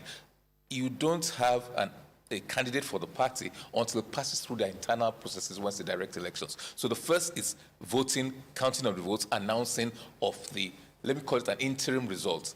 And then any aggrieved person, aspirant, can now use the internal mechanisms of each political party, especially their appellate process or whatever mechanism they have put in place, and go there. And sometimes the appeal process will be, we're not satisfied, we cannot, the election is inconclusive. I read about some parties saying the election is inconclusive, go back and conduct another primary if it's within the deadline provided by INEC for that purpose. So until you pass through that process, even in the general election, these days, once a result is announced, the commission still has a 7 days window to validate what has been announced and review the results. To review that result. So that was an introduction brought in by the 2022 Electoral Act and retained in the 2026 Act. Is it possible that some of the results being uploaded, the list being uploaded, can be tampered with at any point in time? And what are the safety measures? Tampered with by? By whoever, by the political party, by the commission, party. Possibly by the political parties. By the political parties, by interested persons. Can you tamper with your own list? That's why I'm just wondering. That's why I asked the question. I mean, in uploading, between the party uploading and INEC, what are the safety measures that INEC has put in place to ensure that once those things are uploaded, they cannot be tampered with or changed by anybody, whether internally or externally? Usually there's a contact person, a liaison officer from each party. And you go to validate these things all the time. And the person is in Abuja, and it's in constant daily contact with the officials of INEC. They were trained, by the way, and yes, put there was through some training. There was a training, put through a process. And you also submit a manual one. So if there's any discrepancy, that can very, very easily be sorted out. But I think it's a secure channel of communication anyway. But since it's a human endeavor... Did you say it's secure? Because recently something happened at the INEC. Somebody who, if a politician working with the minister, we learn was able to access an information and publish online. So how secure can we say the INEC system is? Well, I'm not so sure. The facts are not certain, so I think an investigation is going on about that. I don't speak for the commission. But what I read was that he published something which seemed to be a back-end view of a portal. So I don't know whether he had access, or whether I was given access, whether I had access, or whether somebody in the back end shared that with him. The investigation... That's what the commission said. Yes, so that's why I said the facts are not certain yet. So we will have to, and quite honestly, we don't have any contrary view about that. Just people extrapolating and thinking that may have been, and it may be correct, it may not be, I don't know, but maybe the investigation will bring that on out. But it's a human thing. Anything that is online has risks of interference. I mean, we've seen even in the US where, do we remember Cambridge Analytica, for example? Yes. And you hear stories of 17-year-old kids from their bedroom hacking into some of the most secure websites or online portals. Servers, exactly. So I mean, I'm not going to say that it's 100 proof. Nobody can say that. Well, I think that INEC came out INEC actually accepted that one of its officials, was involved, but the name was not... and that they're investigating. But it appears the Electoral Act empowers the political parties, gives it so much room to maneuver in terms of choice of candidates. But we're also aware that the candidates, the aspirants who feels aggrieved, have a window to challenge the internal processes of a political party, especially as it relates to candidate selection after primaries in court. So where does one stop and where does the other start? That's a tough one. The truth is that progressively, I don't know whether that's the correct word really, we have seen the window to challenge certain things whittled down by successive electoral acts. And it's very bad for the system, if you ask me. Let me take that example you've given now. If you look at section 29.5, prior to now, what it says, the old law, prior to 2022 and retained 2026, the old law said anybody, you publish a list of candidates and their particulars, what they call the EC9 forms now, and anybody can challenge that if there's false information given, any false information given, anybody can challenge that. But since 2022, retained 2026 Act, only persons who were aspirants in that political party can now challenge false information. Let me show you how it has been narrowed down. Now, before any person, you don't even have to be a voter. Any person in Nigeria, it doesn't even say Nigeria, so any person from anywhere could challenge the falsity of information supplied. Now, nobody can do this. It's limited, not just limited to party members and those who were involved in the primary part as aspirants in the primary. So if there's parallel primaries, you didn't take part in his own primaries. And there's a 14-day window. There is a 14-day window for all pre-election matters by the Constitution. So you see, that has been whittled down considerably. And then also the subject matter. Before, for example, if you submitted a false, let's say marriage certificate or any false certificate, that was sufficient. But now it has to be a certificate that deals with constitutional requirements. So it's not just the falsity. If you falsify your age, if you're 40 years old, but you say you are 35 or you're 45, it appears it doesn't matter. But you know, part of the amendments the National Assembly made to the 2026 Electoral Act, they removed certificates, issue of fake certificates as a basis to challenge a candidate's emergence on pre-election basis. No, they did not remove that. What they did was remove it as a ground for post-election. Okay, as for a ground post-election. for petitions. Okay. And that is ridiculous. Because the Constitution separates qualification and disqualification. It deals with those two in two different sections. That's in the Constitution. That is the Constitution itself. And those things are not self-executing. In other words, technically, and the courts have felt that INEC cannot disqualify somebody based on those things. So, if you have a grouse against age or nationality, or as ridiculous as that might sound, if you present a false certificate, as your lead story before now said, a former minister who we hear was interested in elected positions in the state submitted a false degree certificate. Now, who can challenge that in an election? I had your discussion earlier. It's a problem. Only somebody, if he was to contest, only somebody who took part as an aspirant in his political party can challenge that. Prior to now, anybody could have challenged that. The university could have challenged, anybody in Nigeria could have challenged that. Now, nobody can. Two, the courts have now said, even if he was to contest election and won now, he'll be sworn in. Because the court said you must first of all go, charge him to court and convict him before you now come back. Even if he admits to INEC that, hey, INEC, I submitted a false certificate to you last time I contested, or this time, he still will not be or cannot be disqualified. And he may have assumed immunity by that time. Exactly. Well, even if you assume immunity, you are excluded from criminal prosecution and certain civil actions. But if it's as a result of, if it was prior to 2026, any candidate could have challenged him and said, you presented a false certificate to INEC, so you are disqualified. Recall Salisu Buhari.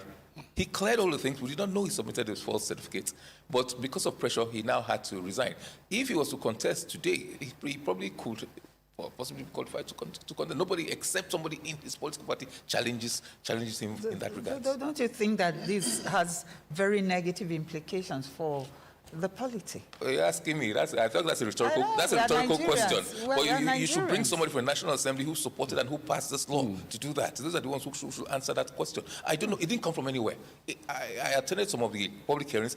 Yes. That, as far as I'm aware, was not one of the issues canvassed by stakeholders. It didn't come from the commission. It did not come from CSOs. So where did they bring it from? Until it had been passed and became law, we did not see that. So it's something they just sat down in their chambers, hallowed chambers they call it, and cooked up this thing and then submitted to Nigerians. Now, I saw some lawmakers are also protesting and they're complaining tomorrow. No, they didn't. They just had their say. The majority had their way. Now, for clarification, aspirants, what grounds do they have apart from issue of falsification to challenge the action of a political party? If, for instance, they claim, because so many of them have threatened to go to court, and they can't go to court till after names have been uploaded. That's when you now see that there's an injury. If they believe or lay claim to the fact that they won the primary, and the party, using its own internal review processes, disagrees and uploads a different name, what legal openings are there for the candidate? Or is it down to the discretion of the party as to who won the primary? Not quite. First of all, let me clear that point. There are cases, re-election cases in court already, because it talks about 14 days from the occurrence of the event complained about. You know? So already primaries have been conducted in some locations. it's alleged that there were parallel primaries. Yes. So those cases are already in court because the cause of action arose when the primaries were conducted. So that set is there. There's another set of pre-election cases that will come from the submission of the names of the candidates. Another set will come from the publication. Yes. So, but you must be careful to ensure that yours falls within particular guidelines. Because if you're 1 day out, 1 minute out, you cannot ventilate. You'll be statute barred, constitutionally barred from taking. But yes, if you are parallel primaries, for example, you better just go right away from the 29th of May that some parties conducted their primaries. Time began to run for those ones. Some 29, I think the last day was 29th or 30th. 30th was probably the last day, 30th of June, given by INEC for that purpose. So it's basically if you. First of all, it has to be primaries conducted by the national executive of the party. So if you are relying, I have a case, for example, where a claimant claims that, well, plaintiff says, we waited for the national, we did not see them, so the state conducted the primaries when in the absence of national. That is invalid. The court has always said it's the national that conducts If they give the state the power to, or any other committee, which it usually does, that is well, okay and valid. So, but basically, you must take part in primaries. If you say there are no primaries, then you, the candidate's name submitted, and your party, if the court finds that really there were no primaries, are out of the ballot. Okay, what next now? After the upload is ongoing, I think to end by July 9 or 7 I think or 11th or so. 11. Yes. So after that, that's the next stage. I presume should be publication of names. Correct. Within 21 days of receipt. So if your party submits today, within 21 days, the law directs INEC to publish the particulars of the candidates, not a list of candidates yet. That's the particulars. Yes, the particulars. For claims and objections. For claims and objections and claims and objections. When you say particulars, what exactly do you mean by that? It's what the INEC calls it from EC9. You know that when they get this code, then they download forms.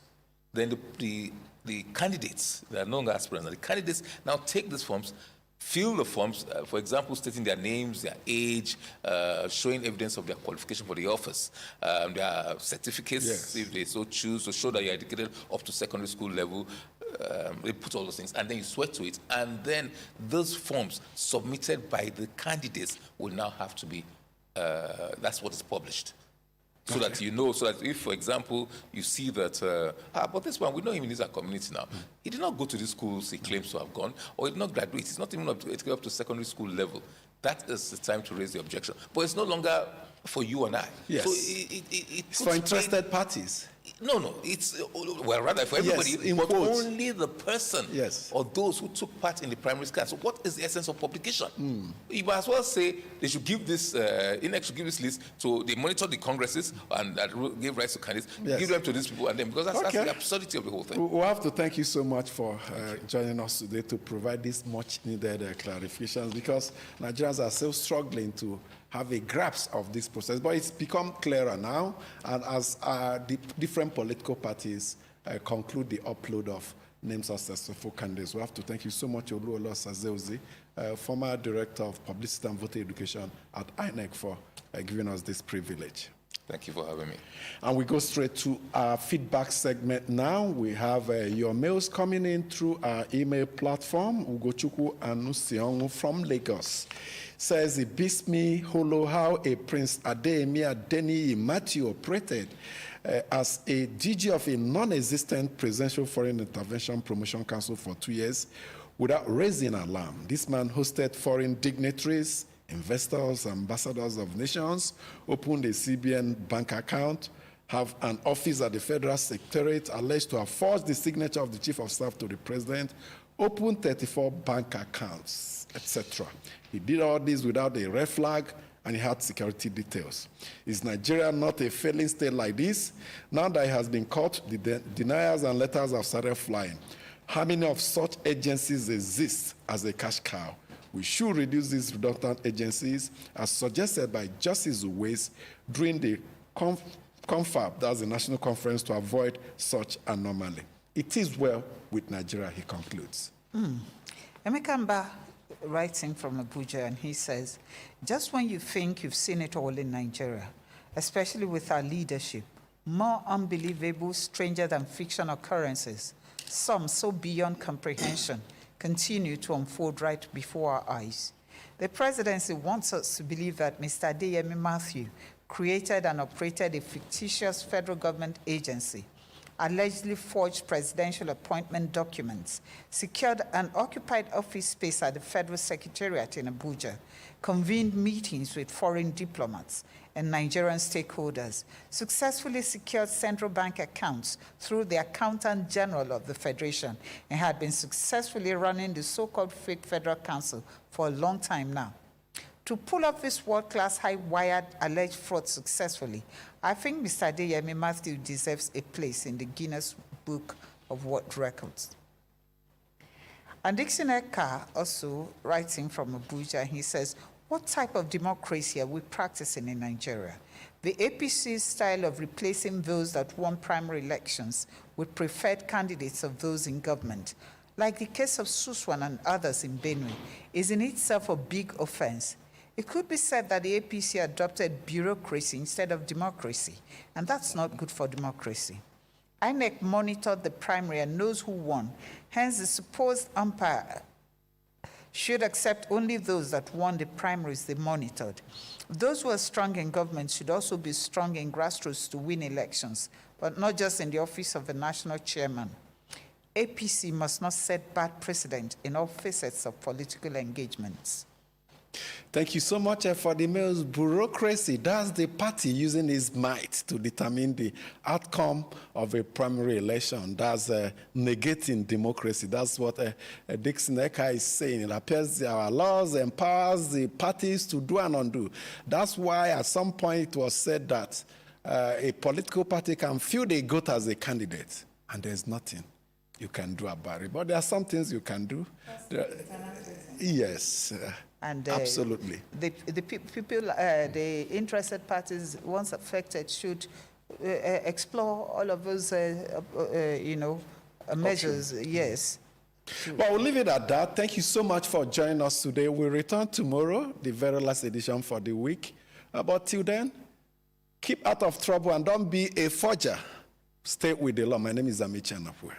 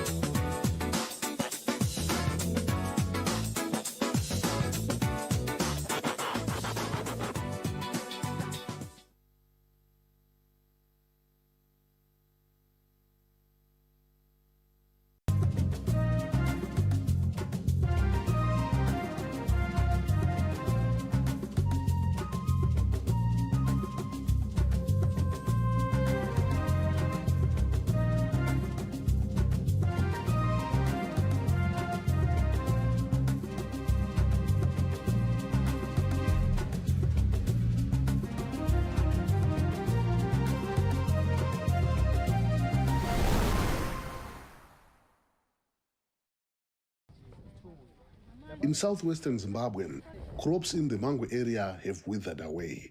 Even local farmers will be among Zimbabweans who need aid until next year. That includes 42-year-old Singazi Sibanda, a mother of 3 children.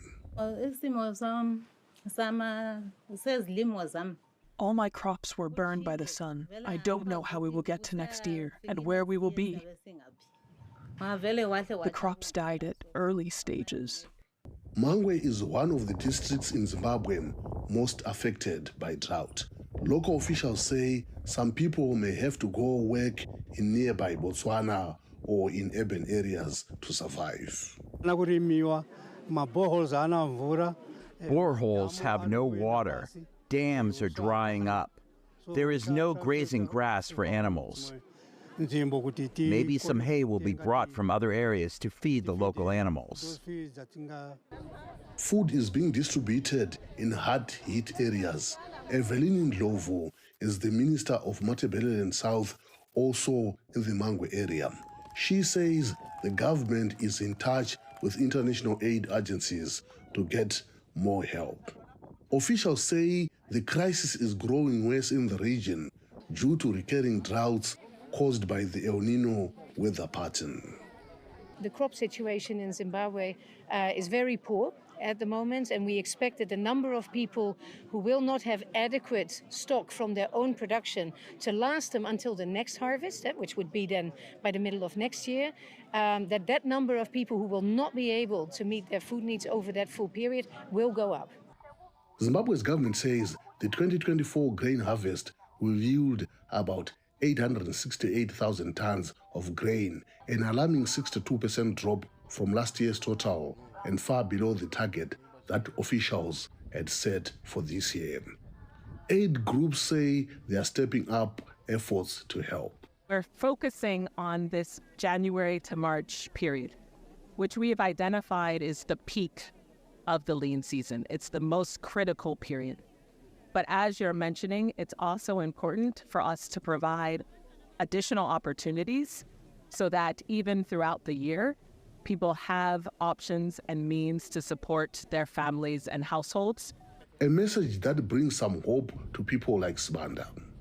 Meanwhile, Zimbabwe's information minister says the country is working to ease food insecurity by waiving taxes on the importation of rice, maize, potato seed, cooking oil, and genetically modified maize for stock feed in a bid to lower prices for average Zimbabweans. Columbus Mavunga, VOA News, Mangwe, Zimbabwe.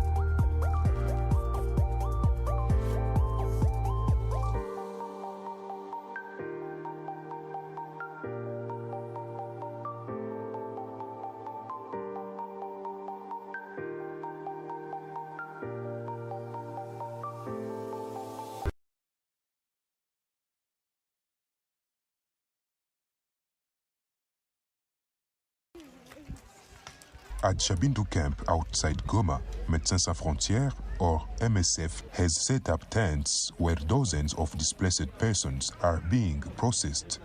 They can also participate in listening sessions with psychologists. Rose has been receiving care for depression. She blames the war for her mental state, but says her journey to recovery has begun. When someone flees war, they are very disturbed, and that was my case too. But here we have been taught how to forget everything we've left behind and how to calm our thoughts. Rose is not alone. According to MSF, living in camps around Goma is a challenging environment for the hundreds of thousands of displaced people, especially women. Every day, medical staff say about 70 female survivors of sexual assault visit the 6 MSF health facilities in camps near Goma. Faustin Hakizimana is the head of Bulengo camp. He says the need for psychosocial support is more urgent than ever. When we looked into the real problem, we found out that many have been disturbed by the horrors of war and others have been raped when they look for wood in the forests, which is why so many women here suffer of mental illness. Gerlas Mulekia, a clinical psychologist with Médecins Sans Frontières at the Lushagala camp, says more help is needed. Most of the people we see show signs of anxiety and post-traumatic problems. We run 3 group sessions a day, and each group is made up of 10 people, for a total of 30 people a day. If it goes on like this, we'll need to expand the activities to try and meet as many of the needs as possible. Psychosocial care is available to both genders, but officials say most of the people taking advantage of the services are women whose mental health challenges are impacting their ability to care for their children. Zanem Netizaidi, VOA News, Goma.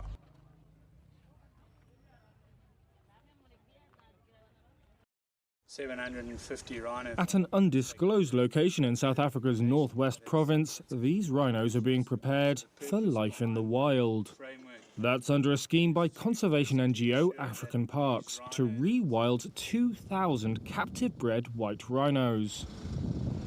It's a move that could boost the world's wild southern white rhino population by up to 15%.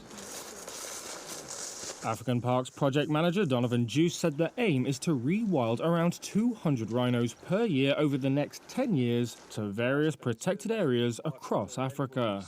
It's a once-in-a-lifetime de-risking effort from a conservation initiative at scale that's never happened before. So I think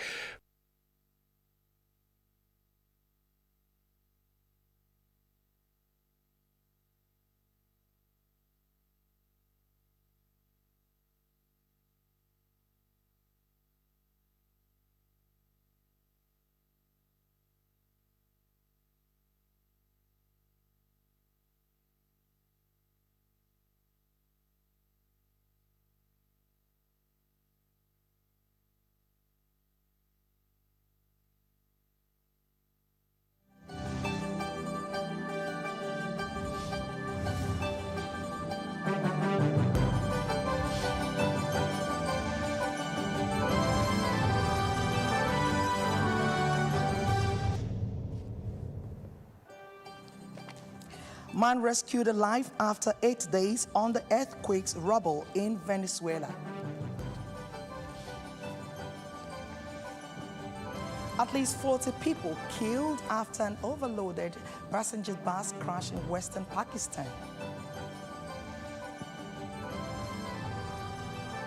An 8th Russian overnight attack on northeastern Ukraine leaves 4 dead. Thank you for joining us on the World News. My name is Sadia Tudusumu. I'll begin the news from Venezuela, where rescue teams have pulled a man alive from earthquake rubble after he spent 8 days trapped beneath a collapsed building. Hanan Gill was rescued after emergency workers spent days carefully removing approximately 140 tons of debris. Officials describe his survival as extraordinary. Acting President Delcy Rodriguez visited Gil in hospital and described him as a miracle survivor. More than 2,500 people have died since the twin earthquakes struck Venezuela on June 24, with thousands still unaccounted for. Gil, a security guard, had been inside a small concrete booth in a parking structure when the earthquakes hit. The booth reportedly created a protective shell that shielded him from the collapse. Rescuers from Venezuela, Chile, Costa Rica, Mexico, Portugal, El Salvador, and the United States worked together during the operation. They supplied Gil with water, medical support, and intravenous fluids while digging access tunnels. Rescue workers said Gil remained conscious and even maintained conversations with teams throughout the ordeal.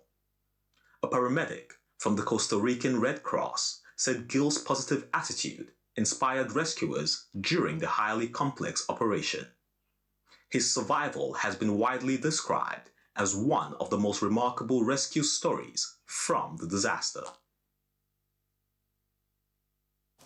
A Russian overnight attack on northeastern Ukraine killed 4 people, including a toddler and her mother, according to regional officials.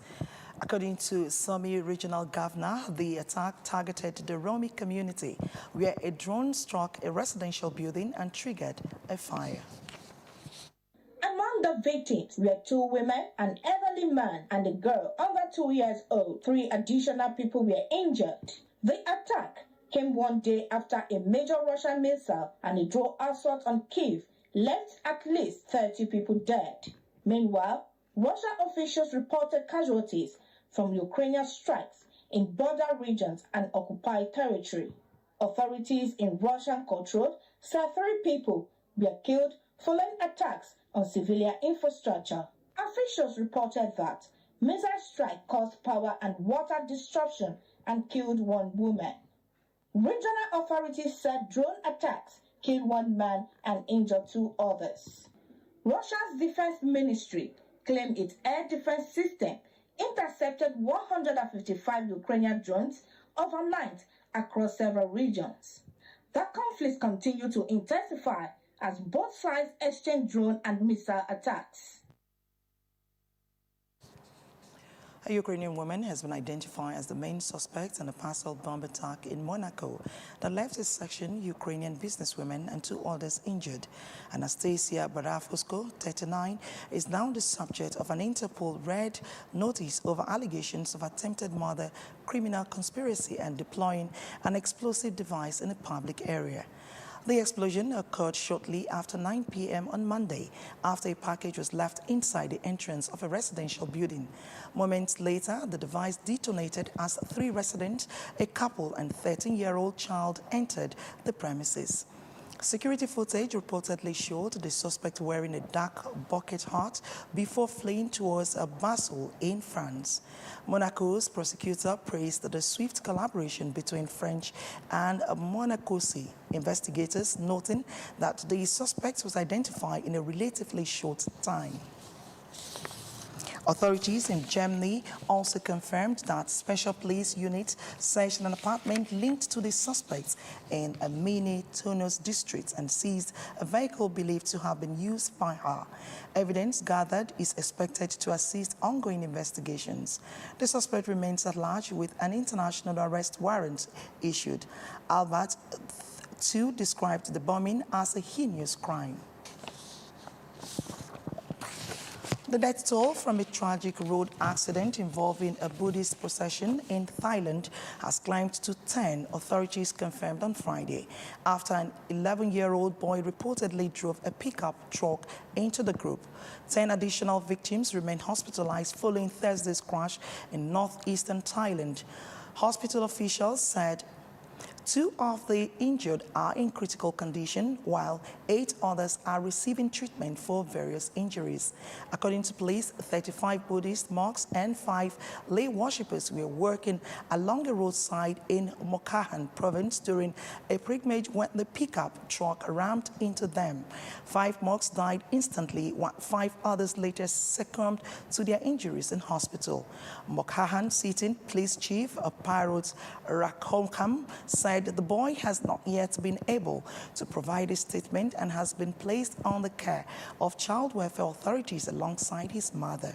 Under Thai law, children below the age of 12 cannot be held criminally liable. Authorities are continuing investigations and collecting statements from survivors.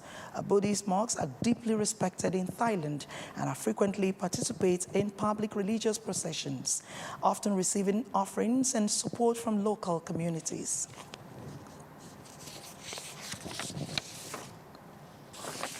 At least 40 people were injured after an overloaded passenger bus plunged into a river in western Pakistan on Friday. Officials said the bus traveling from Quetta to Peshawar veered off a mountain road in the Danasar area and fell more than 20 meters. Emergency officials confirmed that 11 survivors were injured, with 3 in critical condition. Rescue teams have faced difficult conditions because of the rugged terrain surrounding the crash site.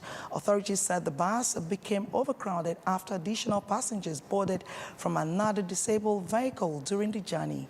Shahbaz Sharif expressed condolences, while Boston authorities ordered an investigation into the accident. Road accidents remain common in Pakistan due to poor road conditions, weak traffic enforcement, speeding, and unsafe driving practices.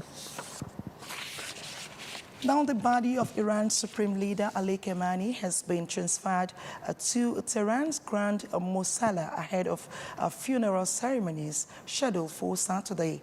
That's according to the state media. Khamenei was killed during U.S.-Israeli strikes that triggered the recent Middle East conflicts. Millions of mourners and several foreign dignitaries are expected to attend the official funeral on Saturday. Images released by Iranian media showed mourners carrying the coffin wrapped in Iran's national flag into the Grand Mosala, one of the country's most important ceremonial venues. Other photographs showed large crowds dressed in black during a pre-funeral gathering. Ahmed Vahidi, head of Iran's Revolutionary Guards, made his first public appearance since the conflict began in February, paying tributes at the ceremony. Preparations for the funeral are taking place amid a fragile ceasefire between Iran and the United States, following a preliminary agreement aimed at halting hostilities. Pakistan confirmed that Prime Minister Shehbaz Sharif will attend the funeral. Representatives from China, Afghanistan, and several Caucasus nations are also expected. Workers spent Thursday preparing the Grand Mosala, planting flowers and arranging the venue for the large gathering. Tehran's chief negotiator, Mohammad Bagha Ghalibaf, urged citizens to attend in massive numbers, describing the funeral as a defining moment in Iran's history and calling for national unity. Khamenei, widely revered among Shia Muslims, died at age 86 following strikes on his compound in central Tehran. His body will remain at the Grand Mosala for 3 days, alongside the remains of his family members killed in the attack. Officials estimate between 15 and 20 million people may attend, potentially making it the largest state funeral in Iran's history. Public holidays have been declared in Tehran and the holy cities of Qum and Mashhad during the mourning period. Authorities have also ordered office closures and imposed traffic restrictions around central Tehran. After ceremonies in Tehran, Khamenei's body will be transported to Iraq holy cities of Najaf and Karbala before burial on July 9 at the shrine of Imam Reza in Mashhad, his birthplace. It remains unclear whether his son and successor, Mujtaba Khamenei, will appear at the main ceremony. China has cautioned that growing cooperation between Japan and India should not be directed against Beijing, following an agreement between both nations to deepen collaboration on critical minerals. Critical minerals essential for manufacturing electric vehicles, smartphones, jet engines, and advanced defense systems featured prominently during talks between Indian Prime Minister Narendra Modi and Japanese leader in New Delhi on Thursday. China's foreign ministry urged nations to pursue partnerships that build trust rather than fuel division. Foreign Ministry spokesperson Yeo Yang-Queen said international cooperation should not undermine the interests of other countries or be used to form exclusive blocs that heighten confrontation. Relations between Beijing and Tokyo have grown increasingly strained since Takaichi suggested last November that any future military action against Taiwan could justify Japanese military involvement. China has since tightened rare earth exports to Japan. Beijing remains a dominant player in both the mining and processing of rare earth materials. Following the talks, Modi announced that India and Japan had agreed to strengthen supply chain resilience in strategic sectors, including semiconductors, quantum technology, and critical minerals.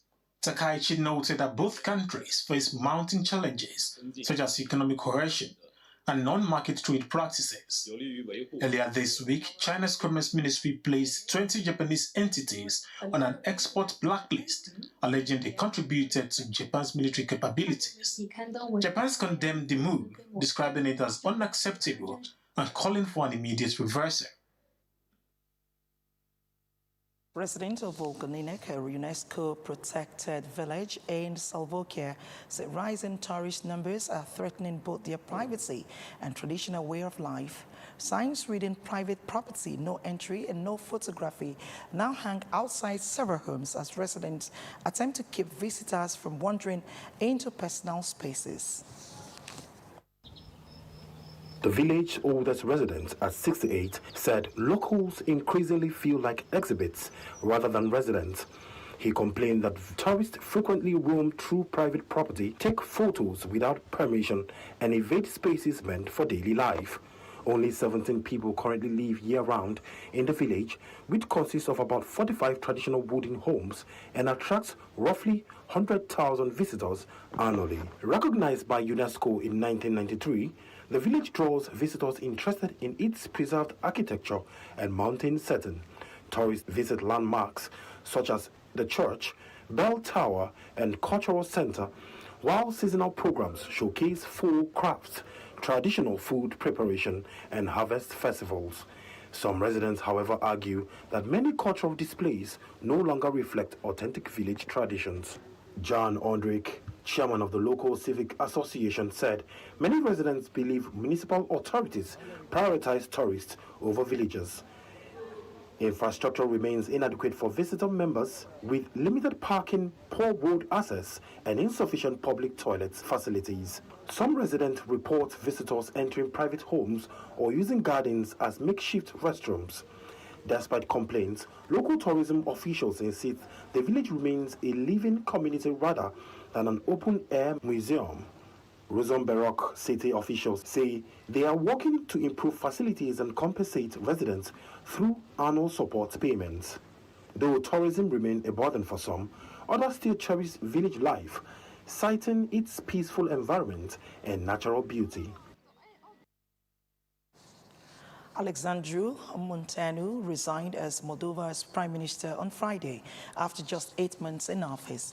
In a Facebook post, Munteanu said he could no longer continue in the role in line with his personal principles and convictions, though he gave no detailed explanation. President Maia Sandu dismissed suggestions that his resignation resulted from restrictions on his authority. She said Munteanu had full freedom to lead the government and denied speculation that he had been blocked from implementing reforms. Munteanu will remain as interim prime minister while consultations begin on appointing a successor.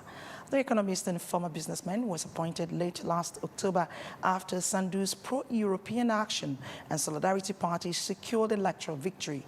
Sandu said Moldova must resist key economic and fiscal policies while maintaining momentum towards European Union membership. She emphasized the need for a stronger and more united government capable of advancing reforms in one of Europe's poorest countries. Researchers at the University of Cambridge said a new AI-driven vaccine technology could offer protection against the entire family of viruses, potentially helping prevent future pandemics.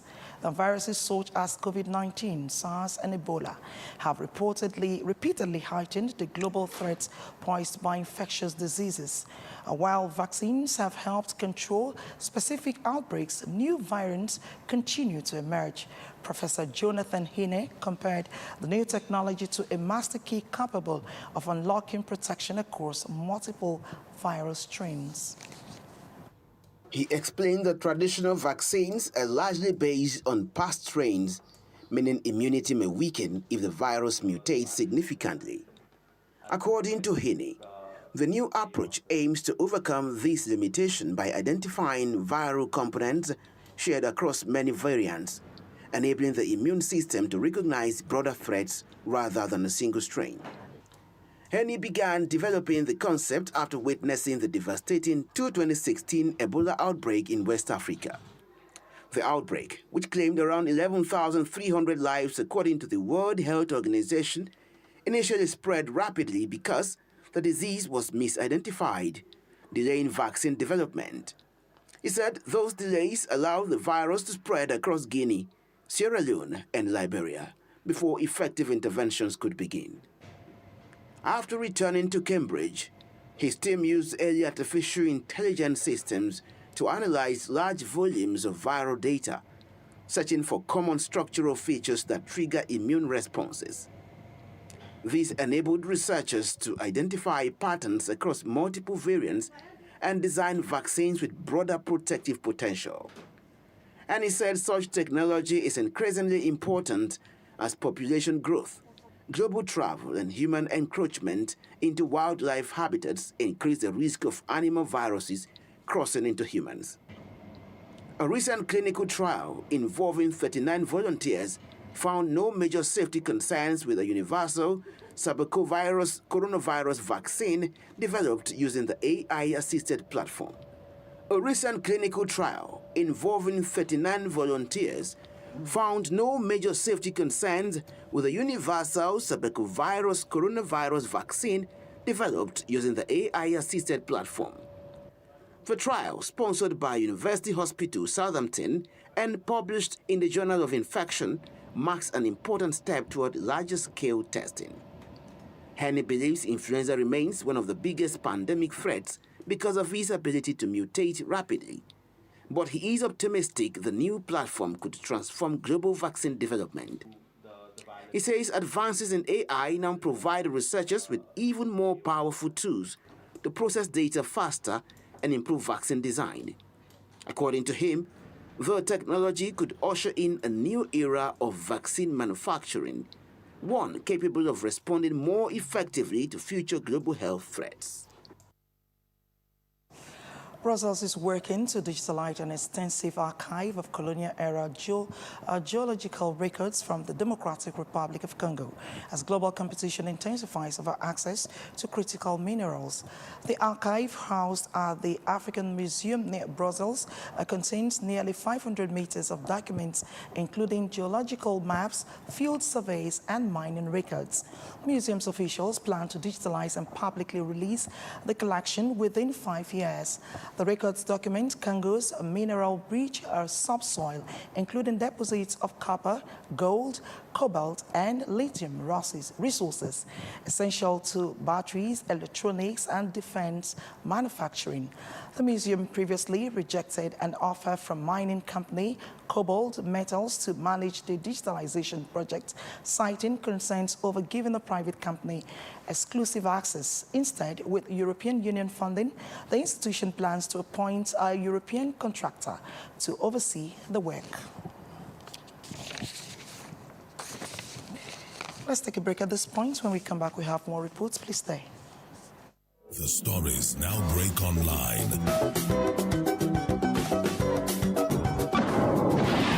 Don't miss miss anything from our real-time updates and exclusive content, follow and participate in discussions on live TV studio programs to shape the narratives. Subscribe, engage, and share from AIT.live at AIT_online on X, AIT Online on Facebook, official AIT Live on Instagram, TikTok, and Threads, AIT_live, and AIT Livestream 1 on YouTube.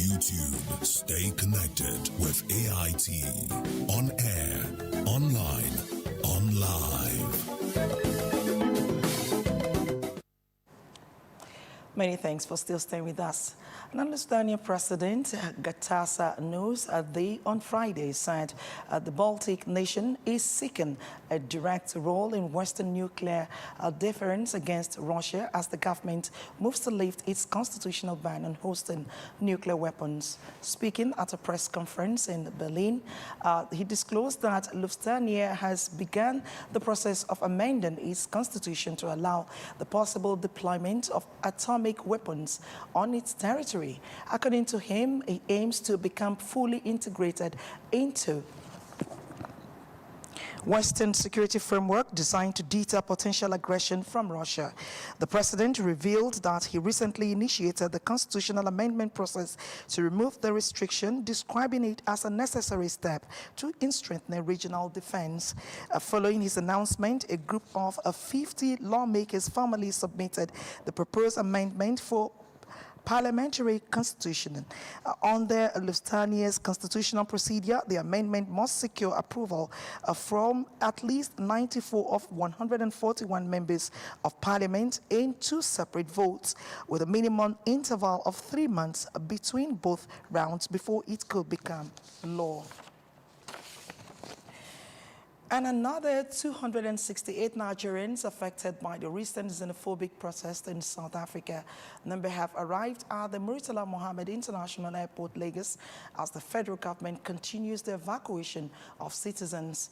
The returnees arrived in Lagos Friday as part of the ongoing evacuation exercise coordinated by the Ministry of Foreign Affairs for Nigerians who voluntarily registered to return home. Officials have found were on ground at the airport to receive the returnees. Also present were officials of NEMA, NITCAM, Immigration Service, as well as representatives of the state governments coordinating reception, documentation, and onward support for the evacuees. I recall that in a statement, the Ministry of Foreign Affairs said the latest batch will bring the government closer to concluding the evacuation of affected Nigerians who voluntarily opted to return home. The ministry earlier disclosed that 593 Nigerians were successfully evacuated in previous operations. With the arrival of the latest 268, the total number of Nigerians evacuated from South Africa is now 861. The federal government reaffirms its commitment to ensuring the welfare and safety of Nigerians abroad and pledges to continue working with relevant authorities to support affected citizens. And the Coalition for Truth and Justice has urged the federal government to immediately shut down the controversial Presidential Foreign Intervention Promotion Council to stop it being used to facilitate further scams.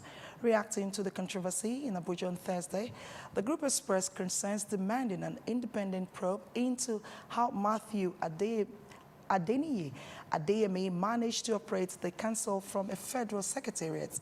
The group, however, cautioned critics for making inflammatory comments as investigation and prosecution of the suspects are ongoing. Anti-corruption agencies should trace any money released or solicited in the name of PFIPC. Where funds have been drawn unlawfully, they should be recovered. Those funds should be recovered. And where criminal conduct is established, prosecution should follow without delay.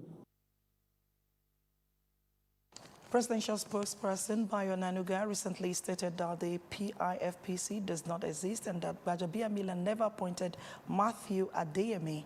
Adeyemi insists that he paid $400 million naira to the chief of staff to the president, Femi Gbajabiamila, to secure the appointment and had an account with the Central Bank of Nigeria, CBN. He has promised to reveal the truth in courts.